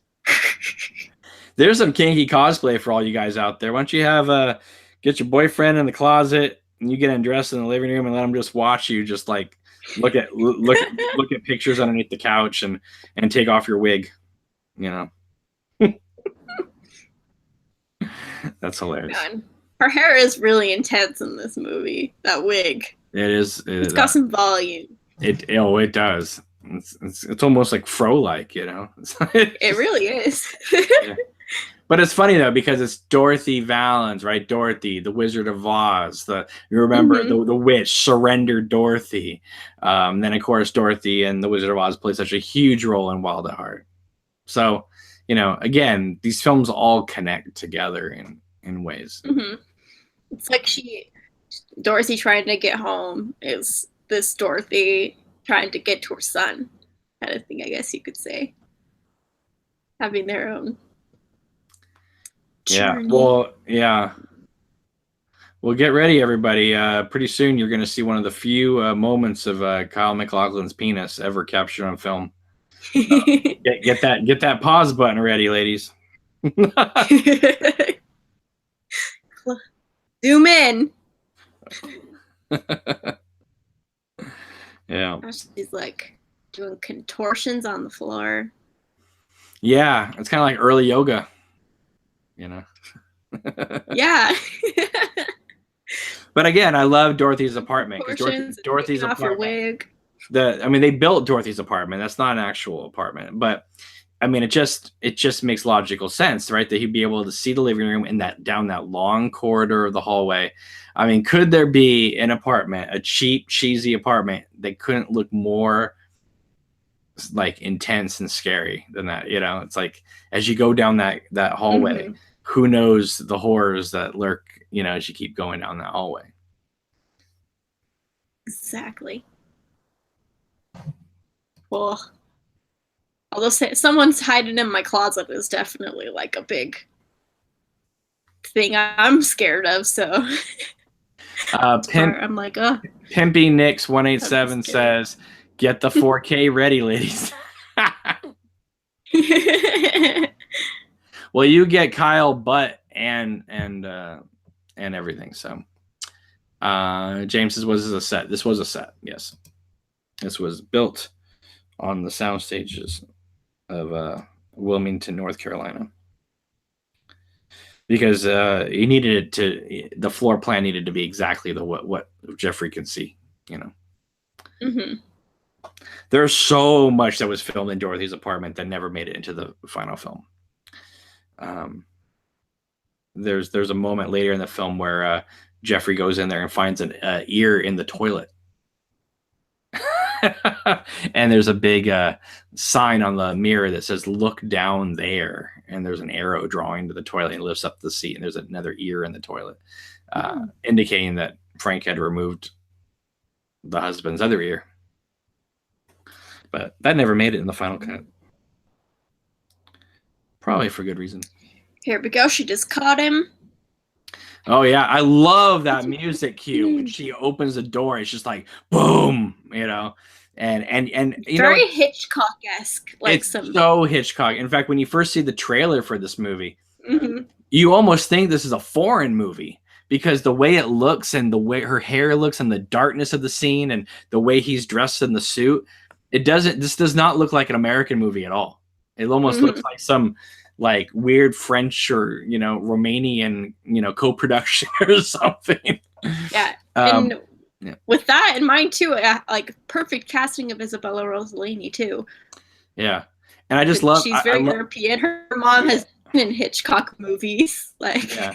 And this fantastic. And you truly are scared for Jeffrey at this moment. Mm-hmm. Like he got exposed. He's about to be really exposed, but he just got exposed in his hiding space, and so he's you know, his cheek is bleeding.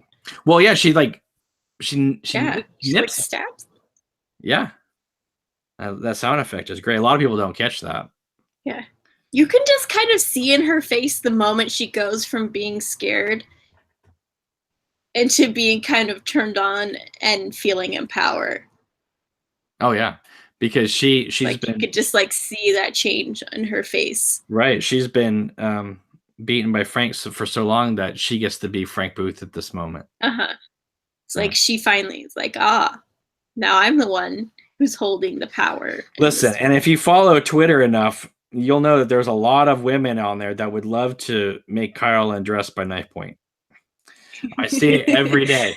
Almost every single one of their tweets have Kyle MacLachlan tagged on it. So trust me, if they ever got Kyle alone in a dark room, they might pull this. So I hope Kyle keeps that bear around him when he takes pictures, because they might want to recreate the scene with him. So he needs to be careful.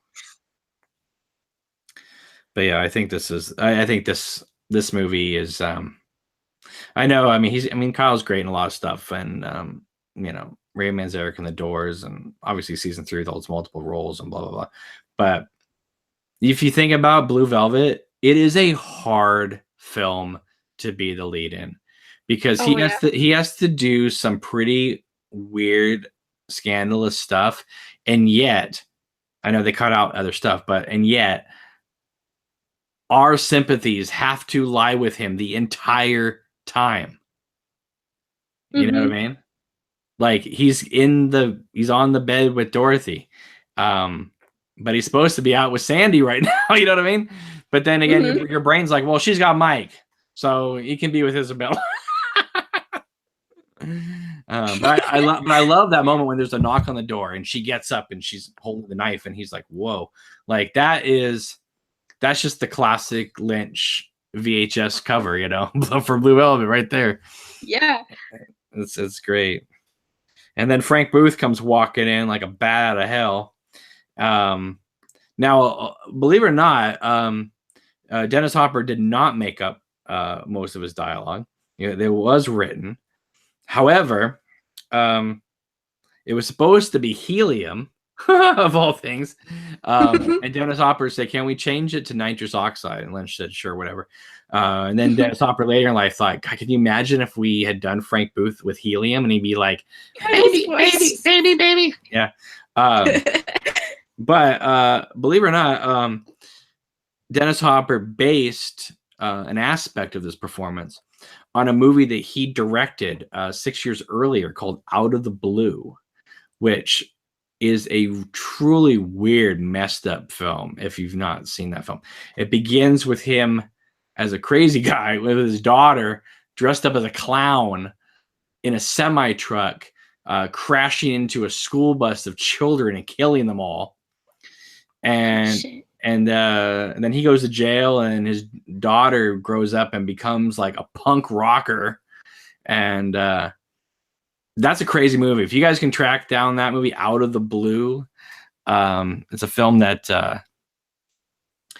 Dennis Hopper was supposed to direct, and he did direct it, but he turned that into one messed up movie. Let me tell you. Anyway, but his performance in that film, he took aspects of it and applied it to Frank Booth.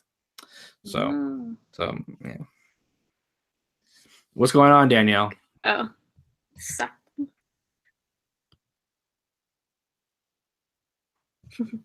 Harry's getting high. Tony says, this and River's Edge are my favorite performances from Hopper. Tony says, Ears, Cockroaches, Hallways, Exterminator. And that Hitchcock and Kafka were heavily influenced this film.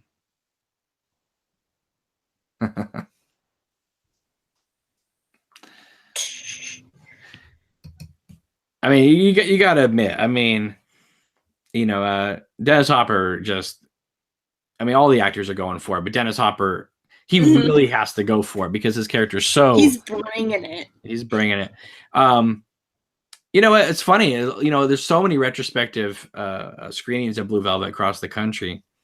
And one thing I keep hearing from people who go to them is, wow, just the entire theater is laughing through the whole movie. And listen, I know there's humorous things in Blue Velvet. Blue Velvet, to me, has never been a comedy. Yeah, you know what I mean? Like, there's strange things. Yeah. There's humorous things in it. But I don't think it's a wall-to-wall, Farrelly Brothers movie or something. Like everyone. Yeah. It's kind of ridiculous, but like I think when I went and saw Eraserhead in the theater recently, and I was surprised by like how much everyone was laughing, which it is actually like a super. There's funny moments in that movie. There's funny. Way. I mean, that whole dinner with the parents is just out of this world, with the little chickens and stuff like that. Just some things just get so absurd that it's funny. Yeah, and that's why it was a perfect like midnight movie, but.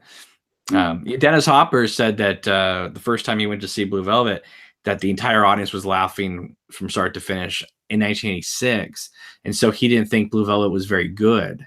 And then he saw it again by himself and he thought, oh, no, this is good. But the first time he was just flabbergasted that everyone thought it was a comedy. So he thought the movie was a failure. It's interesting. Yeah, I think it's always interesting to see things with different audiences. Yeah. It really can affect how you view the movie because there is just kind of a crowd mentality sometimes when you go and see things. Yeah, very true. Very true.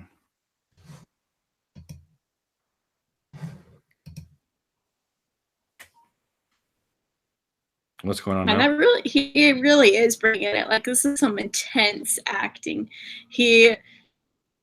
Let's see, Dennis Hopper. Oh, is he on top of her? Finished his whole crazy thing. Yeah, when he had this thing in his mouth. Right, but what people Now he's don't kind of see, chilling out. what people don't seem to notice is that when he takes out the scissors and does the clip clip clip at her ears, right? That is what he puts up her dress and has sex with her with the scissors. A lot of people don't catch that. And I'm pretty sure the censors didn't catch that either, or else Blue Velvet probably would have got an X rating in 1986. So. All right, Jeffrey's coming out of the closet. Literally. Because he gets kissed by Ben and Frank through the whole rest of the movie. Oh, she totally just forgot he was there. It scared her. Yeah. I think a lot of women would like to look up from their floor from crying and see Kyle MacLachlan half naked in their room. So.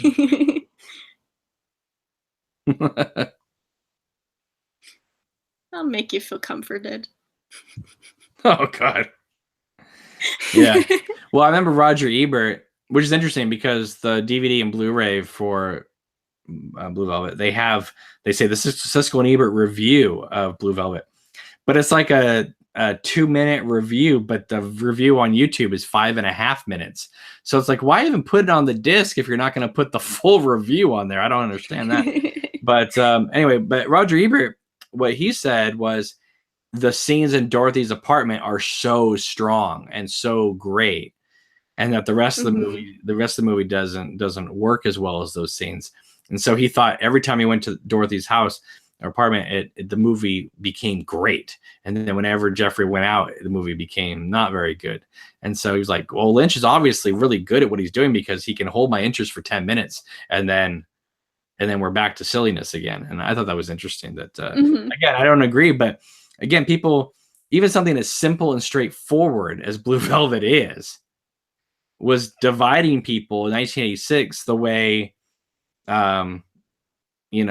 episode 18 did of season 3, like you look back at Blue Velvet and you say, well, how can anyone think otherwise of this movie? It's pretty simple and straightforward, It is comparatively. No, it completely is. I don't think there's anything in Blue Velvet that is not explained or at least inferred enough where you can figure it out yourself of what's going on. It's not just so surreal that you just question everything and have multiple explanations that you run through. I've said this before in Blue Velvet, in Twin Peaks, at least in season 1 and 2. If Kyle MacLachlan has a dream, there's an establishing shot of Kyle MacLachlan sitting down or laying down and going to sleep. Right? Now everything's just like we all live inside a dream. But back then, Lynch shows you them waking up from a dream or going to bed and having a dream. So he was very clear back then that this is Lumberton. This is Jeffrey's nightmare he's having. He awakened. You know what I mean? And you have the dream world and the real world clearly established. Right. But they can intermingle. You know what I mean? They can intermingle, but but that doesn't mean that you're confused as to which is which. Now again, some people will say, "Oh, I like it," both ways. And that's fine. I'm just saying that, like back then, Lynch wasn't interested in confusing everybody. He was interested in telling a solid story. And anyone who tells me, well, Mark Frost, because Mark Frost is a great writer, but everyone who says, well, it's Mark Frost who brought Twin Peaks, and then David Lynch just added the surrealism. And it's like, well, I don't know about that, because Blue Velvet is only a Lynch film written and directed by Lynch, and it's got a strong story, strong plot, really great, and a lot of similar themes and drawn out, and the characters are very much like not throwaway, like, well, I don't know who this person is. I mean, Jeffrey, Sandy, Frank, and Dorothy are so well defined, not just in the writing, but in the performances, that there is no confusion. And yet, it's not just simple realism. It's not a Sidney Lumet film. You can tell that this is still existing in some sort of dreaminess, but you're not sitting there going, what does this all mean? It's kind of like, you get it. It just inherently just seeps into you, and you understand. You know, it's almost like Fargo in a way. You know, it's like Yes. you know, Fargo doesn't ask you. You know, like, do you understand? You just inherently understand what it's saying. You know, that's one of my very favorite movies. Which one? Fargo? Fargo. Yeah. I could watch it over and over again. And here you are, and it's a beautiful day. I love that. Love that line. And she says, I just don't understand. I just don't understand it. And I'm like, yeah, that's let's imagine if Agent Cooper met Marge. All right, Danielle, what's going on? Okay. Yeah, Jeffrey just woke up from a nightmare. He touches the wall. Yeah, again, that nightmare is very reminiscent of the Agent Cooper nightmare in season 1. Yeah. You know? So, yeah. Exactly. He's waking up. Now he's at work. Making plans with Sandy. Oh, he's on the phone. I like this because this is small town America. Well, I mean, it could be anywhere, but it's definitely small town America where it's like you're working in the hardware store. You're supposed to be working, but you're in the corner making a phone call to your girlfriend. Yeah. And instead of talking, and the only customer in there is some big white guy buying an axe. Yeah, exactly. That's hilarious. Here we go. Man, nice little close-up pan of his face. Of whose face? Here we go. Of Jeffrey's face. Now he's in the car with Sandy. Oh yeah, this is where they're gonna go outside the church, and she starts talking about the Robin dream, and of course, Badalamenti scores this whole thing with church organ music. It's great. It's great. Perfect. And you know, back then, people thought that Lynch was making a mockery of small town Christian values with the church music and her talking about the Robins and stuff like that. But if you watch, you know, all his other work, you know completely that he's not making a mockery of this. He completely believes in the power of Robins and in true love, as well as the evil stuff. He just wanted to show both sides. But people back then, honestly, they thought that he was a serious filmmaker that was trying to, you know, put a stamp and say, aren't these 1950s people ridiculous? When it's like, well, wait a minute, don't you guys know that he actually believes in these people more than the Frank Booths in the world? Yep. So that's all about binaries. You need that just a stark contrast. Right. Completely.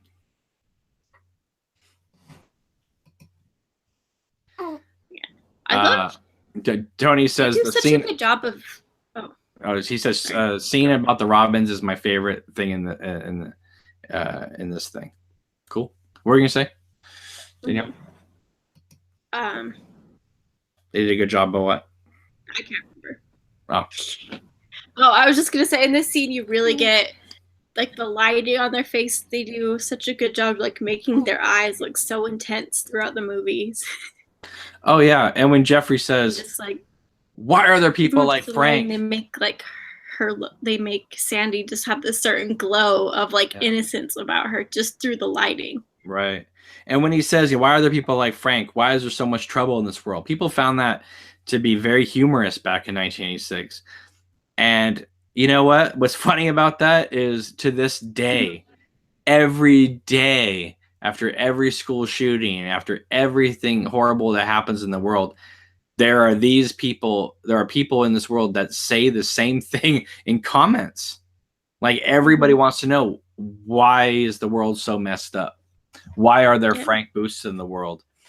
And, you know, and it's the same thing. It's like, why is there Bob, you know? And so it's an age old question. And that's why I like the fact that, you know, Lynch is, you know, he's not just playing with tones and film noir. He's actually getting into philosophical things. He's showcasing humanity. Yeah. It's real stuff that we deal with every day, like the good and evil, the light and dark, that like where's the balance, the perfect balance.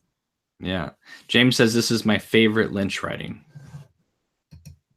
So it's strong stuff. It's strong stuff, I gotta tell you. And yeah, if you watch the deleted scenes or you read the script and stuff like that, like there was like all the stuff with like Jeffrey hanging out with Sandy and her boyfriend prior to this scene and everything. And it's so good that they cut all that out because it just works so much better, tighter, you know? Let's just keep it between the four. And keep the quartet. Yeah, we'll branch out later, but right now let's just keep it focused. And it was a very smart move. Him and his editor Dwayne Dunham, they really did a masterful job just keeping this thing what they call all killer and no filler, you know? It's just there's not one dull moment in Blue Velvet at all. It's just it goes. Right, and at the same time though, it breathes. You know, it doesn't feel like it's overstaying its welcome. Feel like constant action. It's not constant action. It's not constant. Like, what is going on? What is the point of all this? You know what I mean? It's like it's focused. And that to me is really exciting. If you can be this tight and focused and yet balance the realism, surrealism, the dream, the reality, and give equal measure to both, then that is an accomplishment that as much as I love season 3, you know, I think delivering all of this in a 2-hour tight structure is harder than just creating an 18-hour sprawling, well, we'll fit it in somewhere thing. You know what I mean? I think it's more disciplined to make Blue Velvet than it is to make 18-hour Twin Peaks. Do you know what I think? Because it's just it's like if you don't have any time restraints, you can just do whatever you want to do. But if you know you have to deliver this to a theater and you can't go over 2 hours, you know, and you deliver Blue Velvet, that's quite an achievement. Oh yeah. Going from 4 hours to 2 hours and then having this be your outcome. Yeah. It's bravo. Hazel says he's very proto-Christian in his treatment of good and evil, light and dark. So yeah. And also you'll have like another difference is you have like, I feel like with this you could say I think they edited it perfectly with their time constraints. But then you also have Firewalk with Me where you do have people still, even after all the editing and trying to that's different. Time constraints, people still are like, that's different. Okay. That's different because Firewalk with Me was made to be bigger. It was made to be bigger, and then they got the time constraint of 2 hours and 15 minutes. Blue Velvet was always supposed to be 2 hours, so it was just the nature of the business. Whereas Firewalk with Me was made to be, they didn't know, and then when they got the distribution deal and they said 2 hours and 15 minutes, they had to cut it to 2:15. But if they had gotten the distribution deal saying 3 hours, it would have been 3 hours. You know what I mean? But Blue Velvet and Wild at Heart were given time constraints of 2 hours and 2 hours and 5 minutes, I think. And he got both of those films down to that length. And that to me is amazing. So I wonder what we would have gotten with Firewalk with Me if we would have had more time allowed. Well, we would have gotten some of those missing. Well, we would have gotten some of those missing pieces. Oh yeah. And I think it would have been a bit more balanced, I think. I really do. Because they were so rushed to getting that movie done for the Cannes Film Festival, which I understand he wanted to do because he was following up Wild at Heart, but they really should not have gone for the Cannes screening. They should have just taken their time over the summer and, you know, not had that bad publicity. Because I think in a way the bad reviews came because of the boos from Cannes. And I think if they didn't have that precedence there, then maybe the reviews would have been maybe a hair better, you know. Who knows though? Where are we right now? All right, we got. Let's see. We just left the Blue Velvet performance. Now he's just sitting in his car, staking out. Okay, so he's staking listening out to the radio. Yeah, he's staking out Frank and his goons. You'll notice the giant shadow on the wall. Yeah. That was something that Lynch like personally created out of like cardboard to get that shadow on the wall of the building.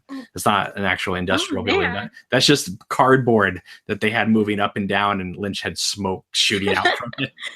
Super cool. Oh my goodness. Yeah, this is where he's picking up Sandy from school. Yeah, this is where I feel the movie. Okay, now we've gone through that dark part of Dorothy's apartment. Now the movie is going to start moving. It's going to start moving quick because now we're going to get into the drug thing, where he's going to start telling her about the drug deals, which, of course, you know, after you see Twin Peaks, it's so Leo and Jacques and all that, and it just opens up Pandora's box even more. Arlene's Diner. But don't you think seriously that like Kyle and Laura, they look so good together here? They really do. Yeah, and you want to see them together. I want to watch them together on screen every single day. Just not part of beautiful. I don't know. Yeah, though. No. Well, it's just because I don't know. I mean, like, not that I thought they were bad or anything like that, but it's just they had a different chemistry together in that. Like, I just didn't feel like it was like. I know David Lynch was. There was a very different vibe there. Very different vibe, and a vibe that I didn't feel like. I don't know. Like, sometimes I felt like it was good, and sometimes I felt like this just doesn't feel like like it feels more forced. Like David wanted to work with Kyle and Laura. I think it was supposed to in its own way. I understand, but if it kind of reeked. It kind of reeked more of David wanting to work with Kyle and Laura together more than it making sense that Diane and Cooper were together. You know what I mean? It felt more. He wanted to recreate their chemistry in Blue Velvet. Like he even said when you watch the behind the scenes when he's like, just like in Blue Velvet or whatever. Right, but then he wants them to act like they did in this movie. Yeah, well, they didn't. And then and he also said that they shot Blue Velvet 25 years ago, and I'm like, you shot it 30 years ago, Lynch. Yeah.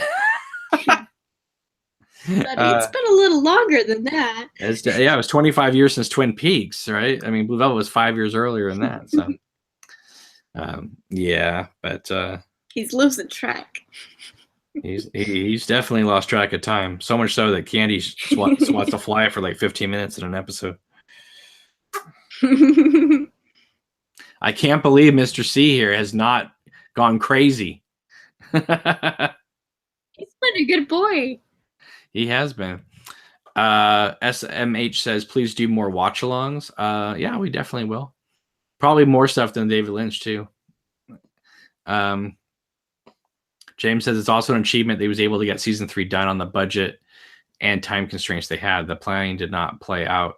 Time constraints and scheduling were not in their favor. Well, you can thank Sabrina Sutherland for that because she's the one that kept that whole production on track. SMH says, how about a watch along Wild at Heart? Definitely.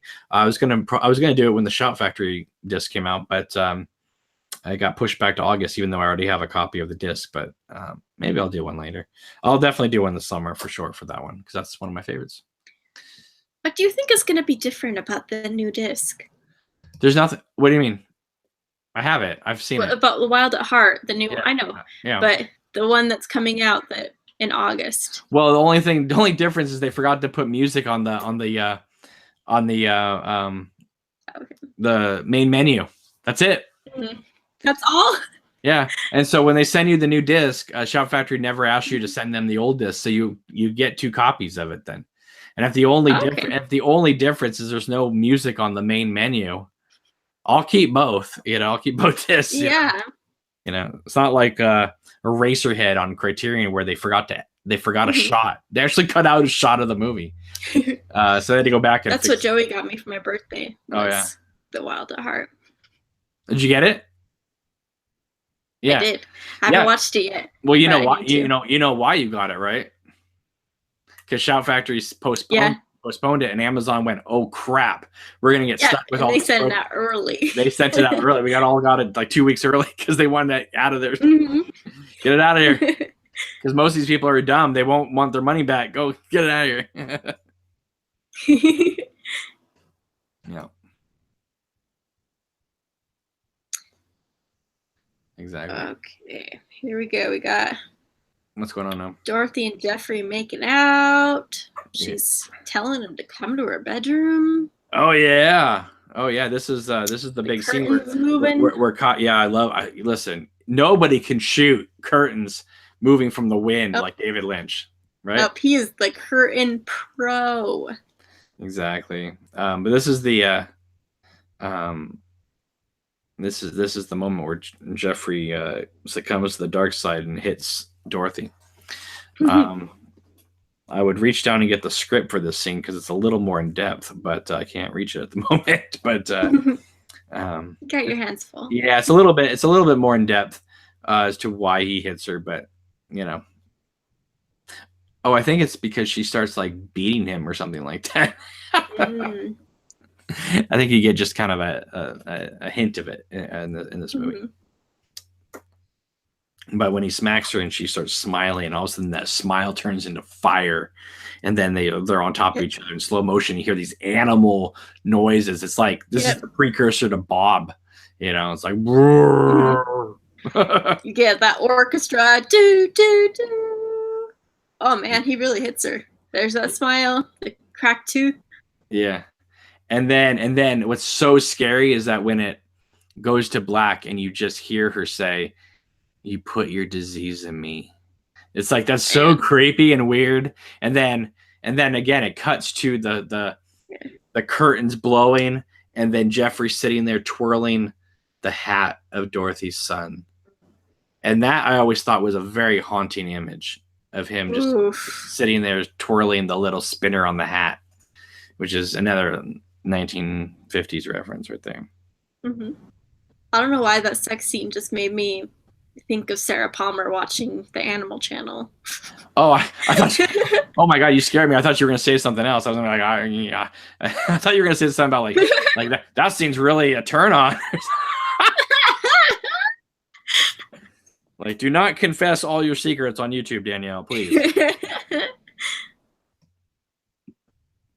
Yes, I agree. James says reminiscent of the sounds of Bob attacking Mandy. Mr. Devo says it's been a year since the return watch-alongs. Yeah, it definitely has.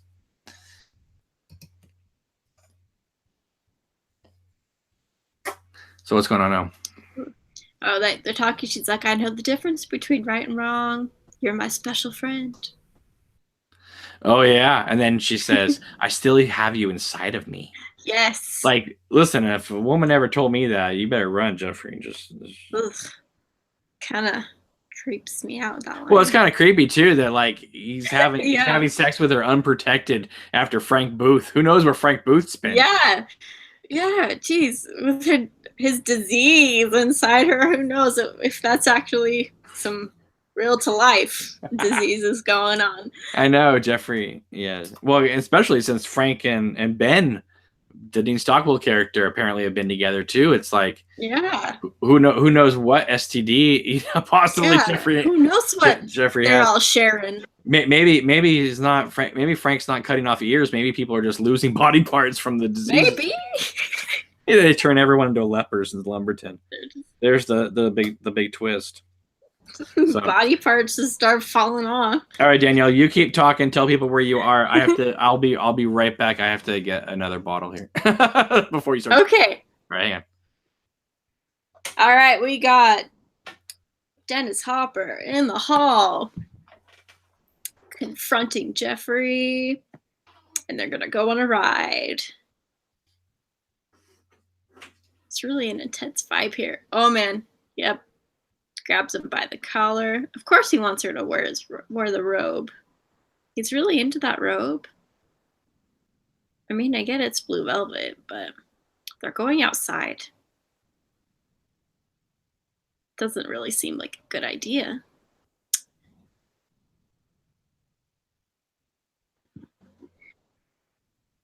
David Lynch really does a good job with these car scenes. Like, I don't think anyone can film a driving car in a car scene like David Lynch.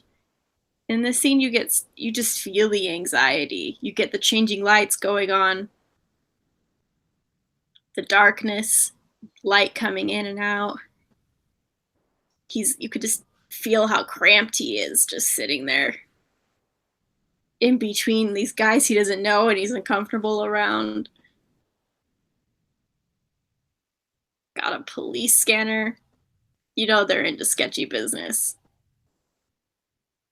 And again, Kyle MacLachlan, a man can just act with just his eyes.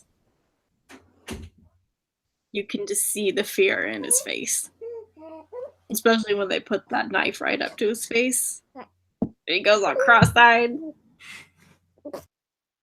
Man. Oh, here we go.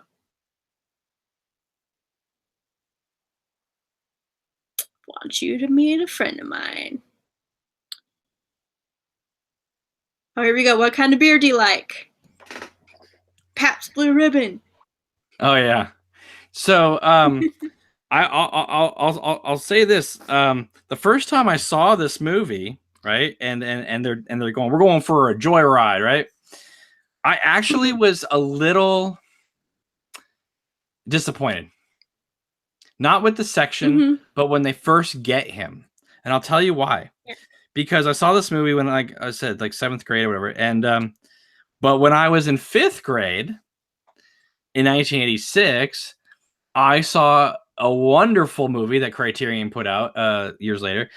Jonathan Demme's film Something Wild, which is one of my favorite films of all time. And in that movie, the bad guy or boyfriend of the main actress in the film takes her new boyfriend on hostage on a crime spree. And again, Blue Velvet, Something Wild both came out the same year. And so when I saw Blue Velvet, I was like, oh, is this what's going to happen? It's just going to become Something Wild again. You know, like I was kind of disappointed. Well, and then like 5 minutes later, you realize it's not becoming Something Wild. But that initial first time I saw it, I thought, oh, it was like the one time where Blue Velvet became familiar. Like, oh, it's going to now go down this path that I've seen another movie go down. It doesn't at all. But I do think it's interesting that both films came out the same year. Both films are about like small town American life in different ways.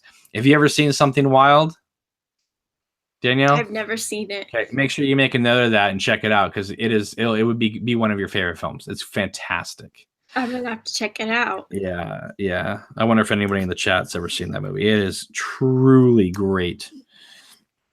All right, so what's going on? They're at Ben's house. All right, they're at Ben's house, and he's like, nothing worse than warm beer.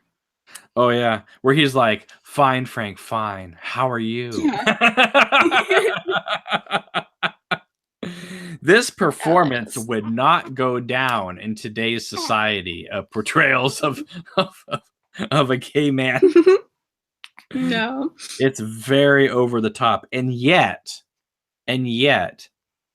every gay person I've ever met would tell you, "Oh, I've known flamboyantly gay guys like that." Like, you know what I mean? So it wouldn't go down well like in Twitterverse today. But almost every gay person will tell you about the flamboyant person at the club that talks and acts like that. So it's just kind of funny. And Gene Stockwell, I mean, talk about bringing it, right? I mean, it's a small little part. For real. He's doing David Lynch a favor because he just did Dune with him. This is 2 years before he was nominated for supporting actor for Jonathan Demme's follow-up to Something Wild called Married to the Mob, which is another great film. Which, if you see Married to the Mob, Matthew Modine's FBI agent in that movie is definitely a precursor to Agent Cooper. Just with the eccentricities and all that stuff. But yeah, this whole section of Ben's, Isabella Rossellini said that This to her was the most surrealistic moment of Blue Velvet. And I remember her saying at the time in 1990 that Wild at Heart, David Lynch's mission, so to speak, was to create an entire movie to feel like the Ben scene in Blue Velvet. And so she felt that Wild at Heart, what was that movie? I don't know if I agree or not, because Wild at Heart is so much more than just a recreation of the Ben scenes. But anyway, that's what she felt at the time. So people are very excited to see Brad Dourif in this scene. Of course, he was in what's that movie? One Flew Over the Cuckoo's Nest. He's the voice of Chucky, and of course Jack Nance is awesome. He has a small little part, but it's great because he's already got that Pete Martell look in here. Oh yeah. Yeah. Eric says it's great to see Jack Nance again. James Poole says, yes, Ray Liotta in Something Wild is great. I agree. I do love Ray Liotta. Oh, then you'll love Something Wild. That was his debut. That was his debut film. And actually, his performance in Something Wild is what got him the role in Goodfellas. Oh, man, I really need to watch this movie. Yeah. I'm really into, like, mob movies, so Goodfellas. One of my faves. All right, so at your wedding, I'll make sure I just bring a wad of cash, and so you can put it in the little in the pillowcase. Be playing the waltz theme from Godfather at my wedding. James says, do you think there's any relevance to Ben's hand having a bandage on it? No, I just think it's a detail. Just like later in this scene, when he's singing in Dreams, you'll see Brad Dourif in the back of the room dancing with a snake. Like, it's just this random weird thing, but it's there. By the way, Mr. C here is looking confused. Like, what are you doing, Dad? Oh, he's spitting up. What's happening? That is really gross. Right on YouTube. You're not supposed to look crazy on YouTube, foaming at the mouth like that. Please. Make me look good, Mr. C. Please. All right. Mr. C. Yeah, that's what we call him. Mr. C. Let's see. I love it. Let's see if I can get one more look of him. Oh, now he wants to lick the nastiness that he spit up. That's great.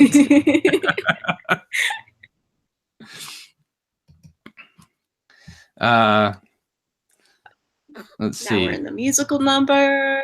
Eric says, "In Dreams is a great song, but it's disturbing because of this movie." Eric says, "Yeah, I love the moment where Brad Dourif is dancing with the snake." Yeah, it's so weird because it's just like this throwaway thing in the background, Mm-hmm.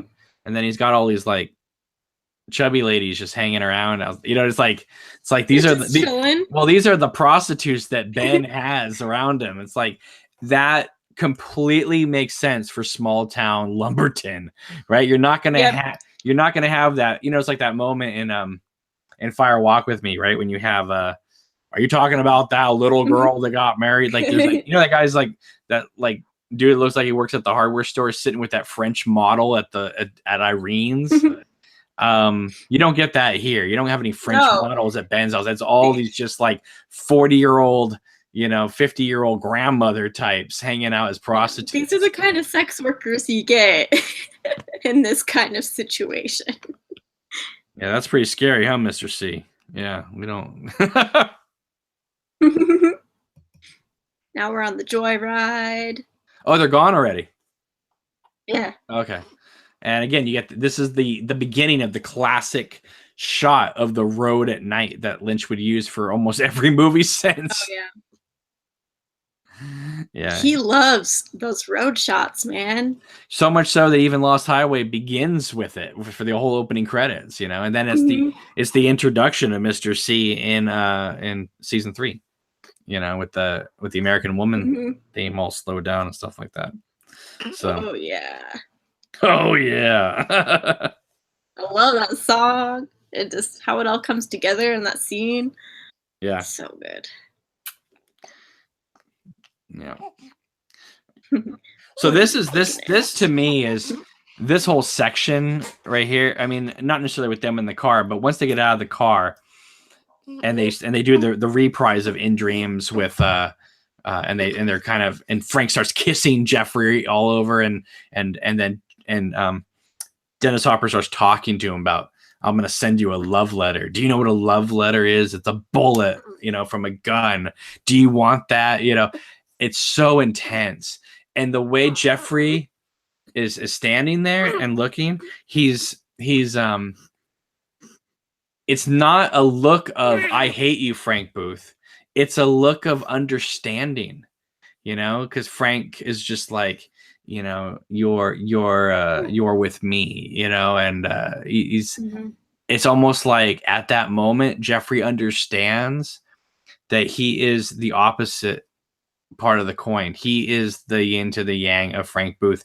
They may be different, but they're similar at this point, and that Jeffrey just looks at him not with disgust but with understanding. And I think that is a powerful, powerful moment. Just in case you hear any noise, I got Wiggle Worm over here.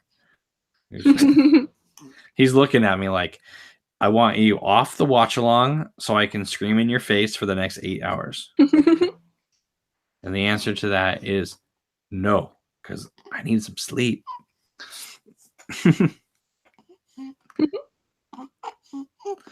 Yeah.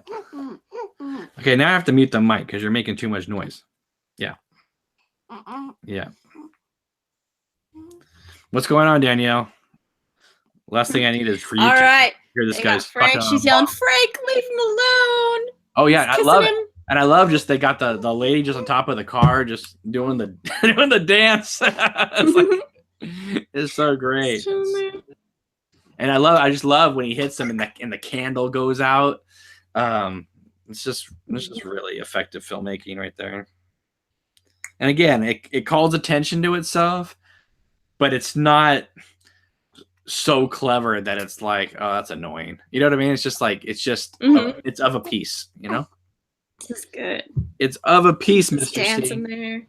One of these days, Mr. C, you will see Blue Velvet for what it is. You're like, oh, it's that old movie that Dad watches. Yeah.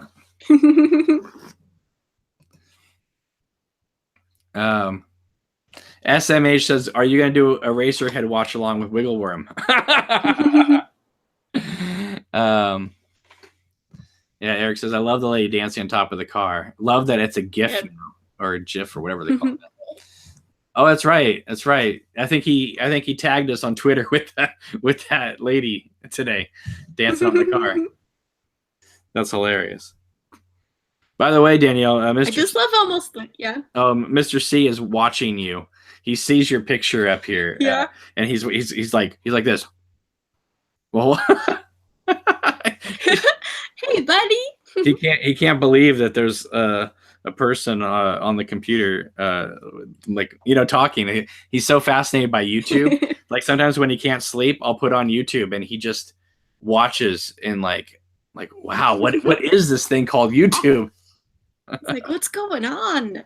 I love this. Yeah, exactly. I should just do a Mr. C Ask Me Anything and just sit him in front of the mic and say what sounds come out of his mouth. He'll probably just sit there and drool over YouTube. Yeah, and then I'll show it to your future relationships. All right, so go ahead, Danielle. What were you gonna say? I just love how like upbeat and almost carnival-like the music is in this scene, where it's like such a tense thing kind of going on, but then it has like this very. What scene are we talking about? They're beating him up after he just kissed him. Oh, that's where you are right now? She's yelling, Frank, stop it! Frank, stop it! Oh yeah, no, this is my favorite scene. I think it's probably at least in the top 3 best scenes of Blue Velvet. She's sitting there dancing. Yeah, the acting is just stupendous in this scene, and I love that contrast of the music and what's going on. It's this is how you use music. You know, it's contrast. You know, it's also real, because if someone's going to get beat up by a bunch of guys that you don't even know, these are the details you'd remember. Like you would never be able to hear that music again, because it would always remind you of the night that you got sacked by these like 6 guys. You know what I mean? And that's again, but look at the look on Jeffrey's face when Frank's got the little blue velvet cloth on his face. Again, it's just it's this it's a look. Yes, there's disgust there, but it's also understanding that we are of a piece, you know. Without Jeffrey cannot be good without Frank Booths in this world to contrast. Otherwise, you know what I mean? And vice versa, you know. There always needs to be a bad guy and a good guy in life, you know, even though there are shades of gray. Even though everybody has shades of gray in them, at the end of the day, you have to decide, am I going to be a good person or a bad person? You know? And I think that's what Blue Velvet gets so correct. It's like everyone is at one point gonna be tempted to walk that line, but in the grand scheme of life, you need to choose what side of that line you're going to be on. And Jeffrey chooses one line, and Frank chooses the other line. It's definitely a crossroads. And literally, they're at a crossroads, and they're at a crossroads. Literally, yeah. Mr. C. Yeah, they're at a crossroads. That's called effective writing. He's got a giant whale on his shirt. That's cute. It says, let's see what the shirt says. Softest bodysuit. Well. Yes, Mr. C, stay awake, please, so that you'll sleep all night tonight. That will be great. It'd be nice to get more than an hour of sleep tonight. Yeah. So what's going on now, Danielle? All right. Jeffrey just got off the phone with Sandy, and now he's sitting down to breakfast with his family. Oh, yeah. And he's like, he goes, you say one more thing, you're going to get it. And it's like, oh my God, now Jeffrey's threatening his aunt. Yep, he's like, I love you, Aunt Barbara, but you're going to get it. Yeah. Which honestly, I get that when any of my family members talk to me about needing to get married. I'm like, well, you're going to get it. You're in Utah, okay? If you're 21 years old and single or married or dating somebody in Utah, you're a spinster. So, you know. Yeah, I'm 25 and not married. I'm an old maid. No, I'm serious. I've known people in Oregon where they're like 21 and they're just like, hey, you're past your prime. They were told that by their church, that they're past their prime at age 21. Yeah. Jesus. He took all those drugs away. What drugs? I don't know. I just was hearing. I wasn't even paying attention. I was just reading. Who said that? I missed it. Someone was in the background talking about drugs being taken away at the police station. Oh, yeah. Yeah. Because Sandy's dad, his partner, is the yellow man. I like that, how Lynch goes for that kind of film noir thing of like naming people after their clothes, even though the yellow man wears a yellow suit, I think twice in the movie. The rest of the time he's in a brown suit, but he's known as the yellow man through the whole movie. That's hilarious. So I love how they very purposefully like always put Sandy in like very light colors and bright colors, always some kind of white or pink.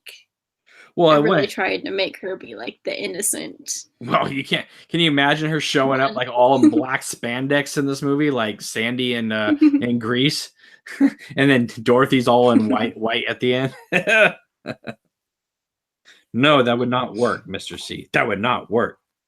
He just full on kicked me in the stomach. You're going, yeah, it can work. Boom. There we go. He's talking to Sandy's dad. Oh yeah. Oh yeah. All the deets. Giving him the D. Is that what you said? Deets. Oh no, like the details. Oh, I was all damn. I don't remember that scene, Danielle. Yeah, don't you know it's the other romantic relationship in this movie? So it's a quadruple relationship Jeffrey's in. Yeah. He's cheating on Sandy with Dorothy Valens and her dad. Wow. Yep. That's pretty wild.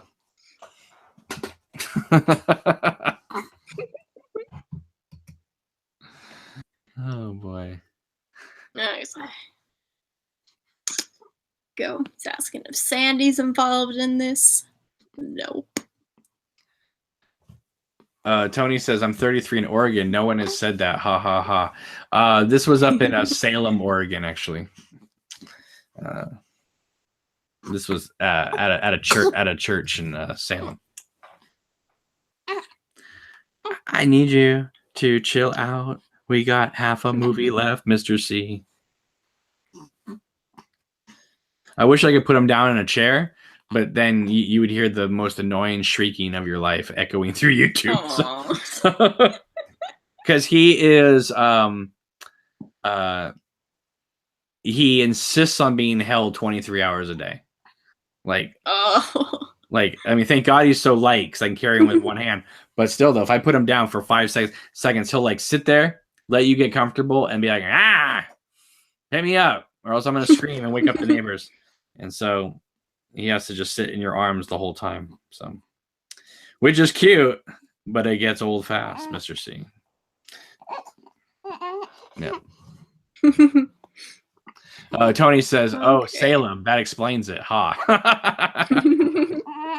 Yeah, it was Salem, and another girl got the same talking to in Beaverton. Okay, Mr. C, you need to be quiet. All right. What's going on, Danielle? All right, we just had Sandy talking to her dad. Now we're coming back, and Jeffrey's watering the lawn. Oh, that's a cool shot. His Wayfarer sunglasses. I love it because it reminds me of The Graduate. You know, it kind of looks like the way Dustin Hoffman after he's sleeping with Anne Bancroft, right? And he's like wearing the shades in the pool. Doesn't that look like that scene? It totally does. Yeah, it's like David Lynch does The Graduate. It's fantastic. It makes sense, right? Because Jeffrey's home from college, right? And this is his what was her name? I can't remember where he's like, oh, Mrs. Robinson, you're trying to seduce me. Like Isabella Rossellini is Mrs. Robertson. Yep. Yeah. It's the Lynchian Mrs. Robertson. Exactly. All right, Jeffrey's back at Sandy's house. Oh, yeah, this is where he's picking her up for the dance. Oh, he's taking her on. Oh, man, going on a date. They're going on a date and she's got a boyfriend. And so but he goes to her dad first, right? And then Yellow Man shows up and he goes, "Come on, John, get a move on." And then Jeffrey's like, "Oh crap." And then her dad's like, "Don't blow it, Jeffrey. Don't blow it, Mr. C. We're on YouTube. Let's not be loud." This is the problem with doing live videos because you never know what sounds are going to come flying out across the mic. All right, I need you to be a little quiet. I don't know about everyone else, but I don't mind some little baby grunts. Well, I hear it all day long now, so it doesn't bother me. But I don't know. I don't want to bother people on YouTube with it. So this guy eats like I'm not kidding you. He's eating like 13 bottles a day. Like that's ridiculous. Oh, he's hungry. Hungry hippo is what he is. All right, so what's going on? Are they on they're at their dance, right? At their little basement party. They're driving to the dance right now. Oh yeah, where he's like, "You look beautiful," and you look beautiful, and she's like, "Thank you." And then they like go to this party. It looks like it's in like someone's basement. You know, like those. Yeah, it definitely looks like a basement. Those horrible basement parties that you would go to, and where it's like at any minute they're gonna start playing Spin the Bottle, even though they're all 18 years old. You know what I mean? Got the wood laminate walls. Yeah, I think the best basement party teenage movie I've ever seen is the party scene in Teen Wolf. That is, I mean, that is one that I don't think there's ever been a better one than Teen Wolf. All right, Mr. C, I need you to calm down a little bit. All right. Oh, and this is where Julie Cruz's song comes in, "Mysteries of Love." Yes. And this is another thing that kicked into Twin Peaks, right? The bringing Angelo and Julie Cruz together. Smart move. Yep. Now they're dancing. Julie Cruz playing. Yeah, it's a very beautiful song, and again, when they dance together, it's like kind of perfect. And David Lynch wrote the lyrics for this song. I mean, he wrote the lyrics for most of Julie's songs in his works, but you know, I mean, I don't know, it just totally works, and it takes you into this ethereal thing, you know, which of course would play way into Twin Peaks, especially when Agent Cooper's at in that infamous scene in episode 14 where Maddie dies and they're at the Roadhouse and Julie Cruz is singing those two songs. Oh yeah, doesn't get much better than that. Than The World Spins, I think it's called, and then and Cooper looks all intense, and then it dissolves the red curtains like that. Probably one of the best dissolves of David Lynch's life is that dissolve right there from Cooper's face to the red drapes. It's gorgeous. Yeah, absolutely. It's one of my favorite scenes in Twin Peaks. That scene. It's like one of the most memorable. Yeah. Eric says Mr. C better not throw up Garmin Bozia. Oh my God! If Mr. C throws up Garmin Bozia, then just I'm done. I will be done with Twin Peaks videos forever. Tony says yes. Too much. Mysteries of Love is an amazing song, so good. Eric says, "Hey, it's Cooper and Diane kissing for the first time." #romantic. I'm sorry, but Laura Dern does not look like an Indian store cigar. Not one little bit. She looks like a beautiful Barbie. Yeah, and this is a year after Mask. Did you ever see Mask with Eric Stoltz? She's so great in that movie, and she's got a small part, but you know, she's just great. You know, I mean, this is at a time when like very few people were hiring Laura Dern to be in their movies. Now everybody wants Laura Dern in their stuff, but back then, no. I mean, her debut in this movie called Smooth Talk, which is like way intense. Huh, Mr. C, Smooth Talk, way intense. and then Mask, and then she was in this movie called, I think, Haunted Summer. It's not Haunted Honeymoon, because that's the one with Gene Wilder and Dom DeLuise. Yeah, I've seen that one. No, I think it's called Haunted Summer, which is about what's her name? Mary Shelley writing Frankenstein. It came out around the same time as Gothic, which I think is better, but that's fine. All right, what's going on now? All right, now they're getting followed. Oh yeah. And he thinks it's Frank, and then the car pulls up, and she goes, "It's Mike! It's Mike!" And like, you know, if you read the script or see the missing scenes, like Mike is a major character in this movie, but not in this version. They really cut his part down, which is fine. I mean, you kind of know who Mike is. You know, he's just the jock boyfriend. This is a scene that is the most controversial scene cited over and over again, just because you have all these like kind of 1950s kids outside the house, and then you have a naked woman showing up on the porch, which if you hear David Lynch's story and the art life and you know, read about him, he always talks about a moment in his life where him and his brother were on a street, and they saw a naked woman walking down the street that had been bruised up. So I think the scene in Blue Velvet comes from that. Bless you. And bless you again. And I think it also would later play in season 3 when the boys are playing baseball and they see Miriam in the woods all beat up. I think that's another thing that's like that. Yeah. So.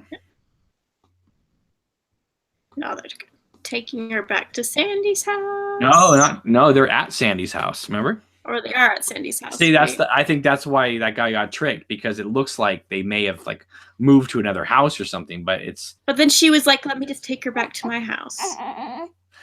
That's true, huh? That's true, because they get in the car, right? Yeah. Okay, so she didn't show up at Sandy's house. I think.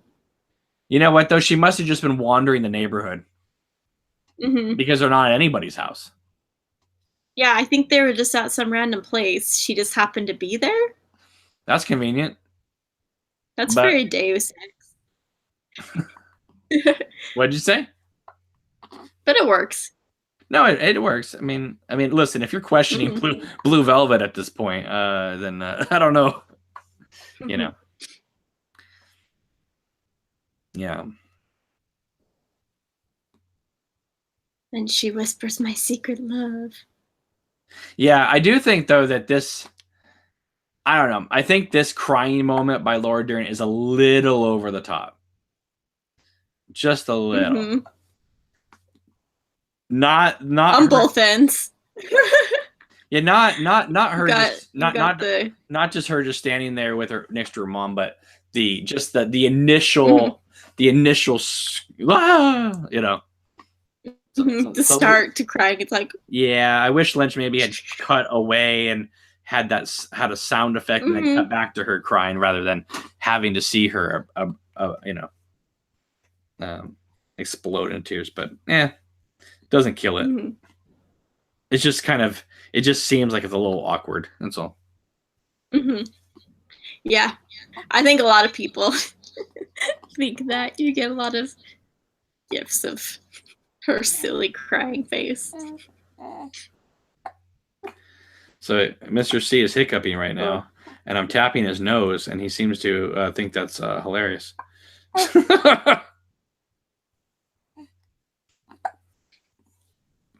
Oh, here we go. She does it twice with the over the top starting to cry. Yeah, but she at least gets to slap him in Got the good old fashioned ambulance. Oh, I love that. That's so awesome. And then he was like, and then Kyle's like, Sandy, just go, Sandy. And then she smacks him hard. I love it. Right, Mr. C? Yeah. Yeah. Let's see. He's like, I should go. Smacks him. Tony says it's the Inland Empire cry face all over again. And then Dorothy's like, I'm falling. Right. And then the sirens go off, and then like before the big showdown, Jeffrey's on the phone with Sandy, and she's like, I forgive you, Jeffrey. And then I love you, I forgive you. And then she puts the phone down and she says, my love. Yeah. And speaking of Barbie, how her being a Barbie doll, her room is very Barbie. It looks straight out of my Barbie dream house. She's a Barbie girl living in the Barbie world. Oh yeah, all the pink, those pink curlers. Oh yeah. Got lamp. You want to see this is the Mr. C dance. He's not gonna do it for you on camera. Aww. Yeah. Oh hey, he waved. All right. Oh. Back to your blanket down here. All right. So what we got going on now? She just hung up. She did another cry face. Oh yeah. Did she say my love yet? Long crying scene. Where's my dream? Oh yeah, she says, yeah, my dream. But again, it's not playing with this we live inside a dream. It's like, you know. Where is it? What is it? All right, now she's on the phone, I think with the police, saying he said someone was hurt. Oh, that's right. And then we get this great moment where she's running down the street and she goes, Jeffrey! I love that moment. He's going up the stairs to Dorothy's apartment. Oh, the big showdown's coming, Mr. C. That's right. He's going to be there with the man with the briefcase and the yellow man. Yeah. Right now I'm with Fussy Man. So.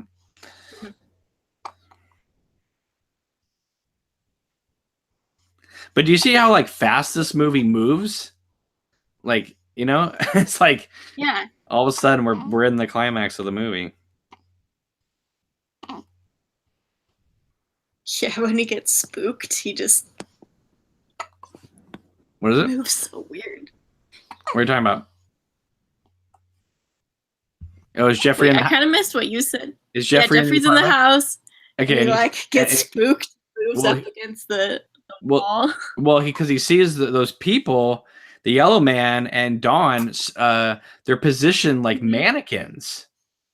Yes. Just standing in the room, and it looks like the yellow man's been like garroted or something like that, and Dawn's there with his ear, you know, off, and early precursor to Reservoir Dogs, and the blue velvet stuffed in his mouth, and then the radio hits, blood dripping down. Yeah, and the radio goes off. It says, you know, get back and stay down, and then the yellow man just knocks the lamp off, because it's just this whole like. Do you remember that there's a moment in season 2 of Twin Peaks where they talk about how Wyndham Earl would like wait for the rigor mortis to leave the bodies so that he could position hands the way he wanted to. And that's very much what Frank is doing here. He's waiting for the rigor mortis so that he can position the bodies to be his dolls.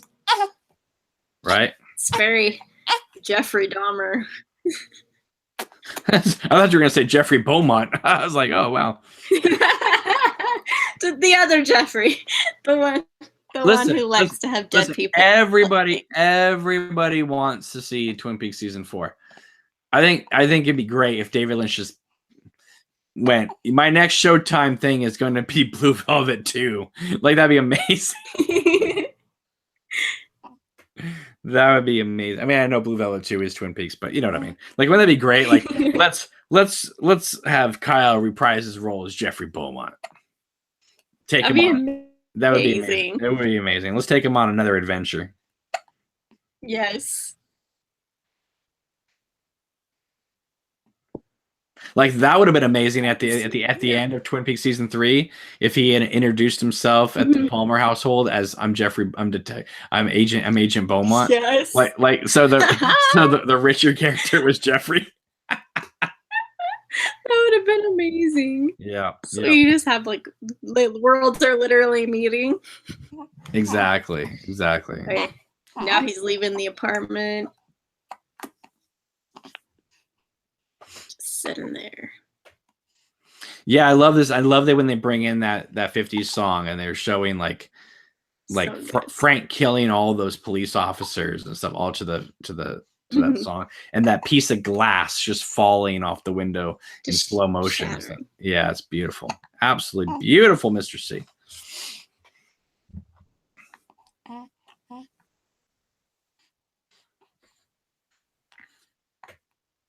Hope he's sitting back, having a realization. Yeah, because he's realizing that the man with the briefcase is actually Frank Booth. Dun dun dun. Oh man.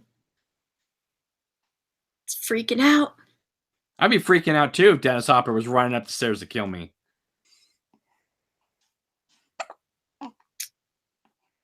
I love all these stair scenes. Yeah. Oh, but there he is with his wig. Well, they're filmed correctly. Another thing, very Hitchcock is all the stair. Yeah, but like I said, they're filmed correctly in terms of like the mood, the tone, but also that is the staircase to what Dorothy Valen's apartment would be like. Do you know what I mean? Like, it wouldn't just be like a nice, like, beautiful flight. That looks like a rundown, nasty apartment building, you know? Makes you wonder who else is living in that building, right? Because every single one of those rooms is a whole other world. Like, that would have been great. Maybe that'd be great if Lynch goes, the tagline would be Dorothy Valens was just one apartment in this place. They just go into, what is that movie, 4 Rooms with Tim Roth, and they just like goes into that kind of deal. Hey, as long as the Spy Kids don't show up in this one, I'm okay with that. So.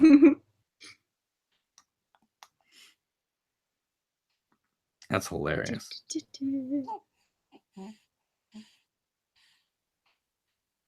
He's like, "Hey neighbor." Okay. He's very much. It's like the dark version of Mr. Rogers, you know.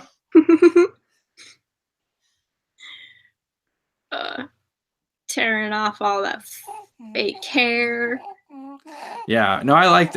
You know what though? When he starts taking off the hair and exposing himself as Frank Booth, what's cool is about like when you watch this with audiences or you watch it with friends at home.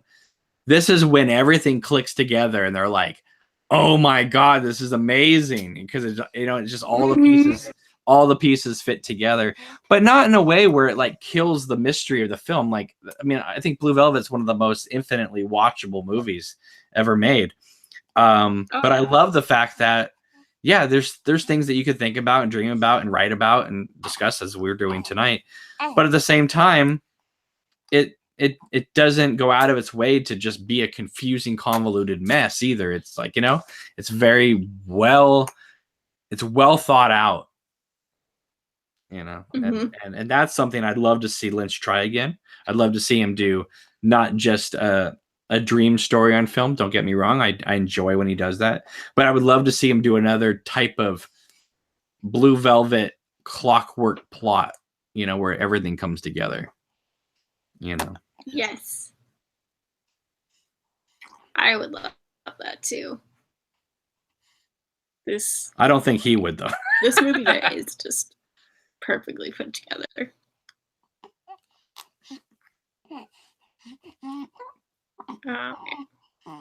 Shot the Yellow Man. Oh yeah, that's kind of a funny thing. It's like he just for fun of it just shoots the Yellow Man. It's for fun. It's like you're already just dead standing there, but let me just shoot you so you can be sitting down. In the pan and scan version, you saw Frank point his gun, and then it cut and showed the Yellow Man fall down. But in the widescreen, it's all one shot. But I remember it's in the pan and scan that was a cutter right there. Oh man, this is such an intense moment. That's what I'm talking about, right? Him breathing in and him shooting him in the head. Yeah, it's very Hitchcocky, that build up. You know what I mean? With Jeffrey's getting ready with the gun, Frank is just like, getting all hot and bothered, ready to get him. And this begins. This begin it? It may very well begin Lynch's obsession with shooting people in the head for the rest of his work. Like almost every single one of his movies from this moment on, except for the Straight Story, which, if you wanted to be mean, you could say, well, Richard Farnsworth did it off screen, but Wild at Heart, Fire Walk with Me, Lost Highway, all these movies all have people getting shot in the head. Oh yeah. So that is his preferred way of death, apparently, in a movie. He likes that. He does. And this one was all in slow-mo. You can just see him just going back. Oh, yeah. Well, you can also tell. I like it. The songs like Kiss Forever as they're kissing. Yeah, but it's like you can even tell. But you can tell, though, with HD that when Dennis Hopper gets shot in the head, that's like a mannequin getting shot. You can kind of tell that now. Yeah. You're like, okay, that's not a real head. Yeah, well. Yeah, but that's fine. But I love when then they show the light bulbs go out, and then you see them kissing, and then it dissolves to the white light, right? Are you there? Yeah. And then we come out of to his ear. Yeah, we come out of Jeffrey's ear. See, this is great, right? So thematically, we're being brought back full circle to an ear, which is what started the whole thing off. I love movies that are like full circle. Any narrative that is like coming back to the beginning. So the camera makes my heart happy. The camera backs up and Jeffrey opens his eyes and you're thinking, oh, was this whole thing a dream? Was this whole, you know what I mean? And this is, maybe today Lynch would leave it open and make you go, I don't know, was it a dream or was it not a dream? And at first you're like, oh, this will be disappointing. This will be disappointing if it's a dream. And then all of a sudden it's like, hey, Dad, how you doing? I'm fine, Jeffrey. And it's like, no, it wasn't a dream. It was, he was just taking a nap now. I mean, the mood is the mood is of that this movie is a daydream, but it's not literally a dream. Like, that would be ridiculous if that, you know what I mean? The fact that everyone's together, Jeffrey and him are together, the aunt's there with the bird. And there's this great line where the aunt says, I could never put a bug in my mouth at the end of this movie, which is a precursor, of course, to Sarah in season 3 with the bug crawling in her mouth. The frog mom. Definitely. Oh man, that's some beetle right there in that bird's mouth. Now we're at yellow flowers. Yeah, see, again, we're going back full circle to the beginning of the film. It's beautiful. Got the fireman. He literally the fireman, huh? But it's not the giant this time, huh? No, Dorothy's got her family back. Now, listen, when she hugs little Dawn, and you hear the Blue Velvet theme come in, and then the camera starts moving up towards the sky. I mean, look how perfect that music plays, because when it hits the sky, it just goes bum bum bum. It's like it hits it so perfectly, and that is called timing, Mr. C. So it's something that filmmakers don't usually know how to do well. Yes. And then that long silence, and then we hear that wind. David Lynch always talks about a wind of mystery. But the wind comes in, and then we see the robe again, and then the credits appear, and you just know that you just got your socks knocked off. Yep. You're like, oh, holy shit. Go back to that Blue Velvet robe, and your mind is blown. Are you there right now during the end credits? Yep. All right. So Blue Velvet's over, but it lives on in my mind. So Danielle, talking over this movie right now, watching it again, what do you take away from this movie? What do you love about this movie? What I take away from it? Yeah. I don't, from this particular watch, I love the film noir tropes in this. That's one of my favorite things about it. You don't get that as much in some of his other movies as much as you do in this one, because you do get because it plays like fatale. You get it plays like a 1940s. Yeah, it plays like The Thin Man or something like that. It's a perverse version of a. It's almost like Brian De Palma did his sort of Hitchcockian perverse films with like Dress to Kill and Sisters and things of that nature.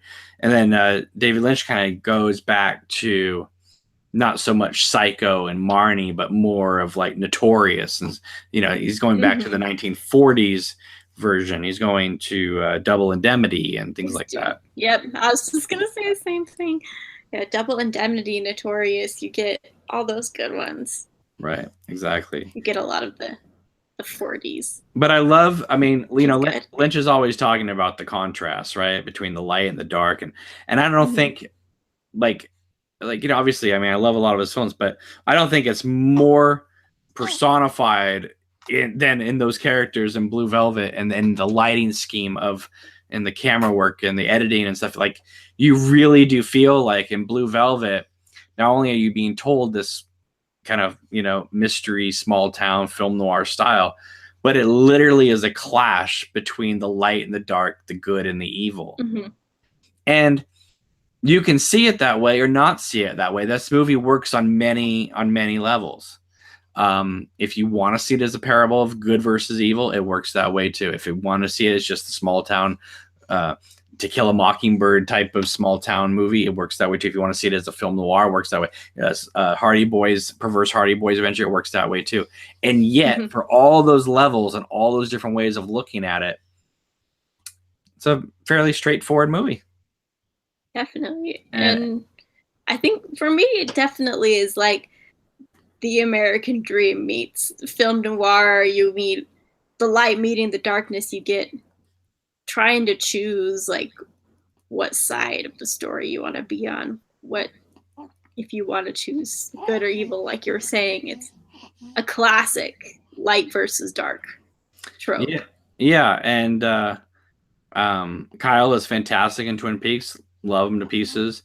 But you see him in Jeffrey Beaumont the first time where his personality and his way of acting met with a character that is so perfectly suited that I can't think of when I think of Jeffrey Beaumont, it's like you just see, you just think Kyle, and I know that Agent Cooper is the role and there's season 3 of Twin Peaks and blah blah blah, but I wish Jeffrey Beaumont would get a lot of love, and I feel like that's kind of a forgotten Lynch thing, because you know why? Because like we're saying, there's so much to talk about Blue Velvet, but I think a lot of people just go, well, Blue Velvet's Blue Velvet, and it's kind of straightforward, and there's not much to really discuss. But I'm showing you right now. I mean, I know we just scratched the surface of discussing this movie, but there is a lot to discuss about Blue Velvet. Yeah, it doesn't have the endless mysteries of season 3 that are unknowable for the most part. You basically have to just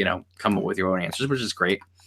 But at the same time, though, I don't think that just because you like the unknowable mysteries of season 3 means that Blue Velvet is in any way like lesser Lynch, because he's not, stupefying us every 5 seconds. I think that in a way, Blue Velvet shows you the mastery of his art, the way that he can explore everything and yet still leave a willing audience completely satisfied from every direction. I think this movie is definitely the perfect weaving of his talents. I don't think any other movie he has quite puts together all of what he has into one film. It's just the perfect balance of what he can do. And you know why I think that is because Twin Peaks, they had to write it for I think Twin Peaks is perfect too, the pilot.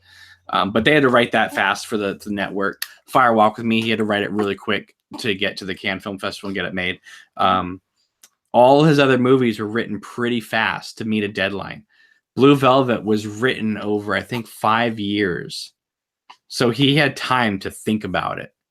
And he wrote several. This is what happens when he gives himself the time to put it out there the way and perfect it. Right.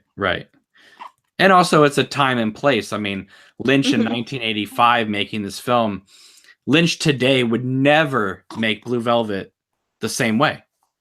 Like if he came out with Blue Velvet today, he would never in a million years make it the same way. Does that make Blue Velvet any less great? You know what I mean? It's like, I don't know if Blue Velvet would be any better today than it is now. Like, I think it's as perfect as it can be right now. So I think so too. Anyway, let me look at the chat because Mr. Fussy here is, I think, about to explode and start screaming at the top of his lungs. Hippie Ann says, "Oh, hi, everyone." Ziggity Zyme says, "Cameron, thanks for all you do. Hopeful for season 4 of Twin Peaks." Well, for you guys watching at this moment, I'll probably make a video later about this, just individual. But if you guys are interested, we do have this channel does now have a working what's called a Patreon account, which is something that if you want to, you can put $1 in and it helps sponsor the channel and keep it running. Also, once we start getting enough people contributing, I'm going to be doing contests and raffles and doing like Blu-rays and DVDs, giveaways and stuff like that. So you'll definitely be like entered into into it, which is fun. And if you put in $1, you're entered, and you can win. But anyone who, like, if you put in, like, let's say $5 or something, then you'd be entered 5 times. So obviously, the more you contribute, obviously, the more you're going to be getting more chances to win awesome things. So take a look at that. I have a link in the description box below if you're interested in that. But I really appreciate all the support you guys are giving me. Thank you. Sorry, Mr. C down here is like kicking and screaming at me. I'm trying to feed him, and he's giving me that look like, I'm going to keep you up all night, you bastard. But anyway, I want to thank you guys for watching Blue Velvet with Danielle and I. It's always fun doing these things. Thanks for having me on. Yeah, sorry I didn't give you guys enough time to all get ready to do this, but hopefully you guys will catch up with us, when you have a moment. This was kind of done impromptu. Like I said, I was having kind of a really bad week, and I wasn't sure if I was going to get around to doing this, but I had some time tonight, and Danielle said she was free, so I said, let's do it. Let's get my mind off all the crap I've had to deal with this week, and let's talk something awesome. So, and Blue Velvet to me is awesome, Danielle. Oh my goodness, Mr. C is getting cranky, so I better get going. Danielle, thank you for joining me, and tell people where they can find you on Twitter. All right, you can find me on Twitter. I'm at Hella_Danielle. I'm mostly on there. Okay. For the most part, for social media, it's my big one. All right, guys. Well, you know how to find me. Go to Facebook and Twitter under Obnoxious Anonymous. Also, there's the Queen of Hearts Facebook page. And also the Twitter account as well. So yeah, guys, if you have a moment, take a look at the Patreon link, and feel free to contribute to that if you have a moment.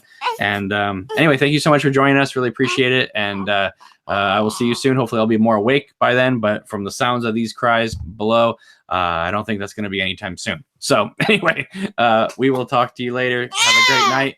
Have a good night. Bye.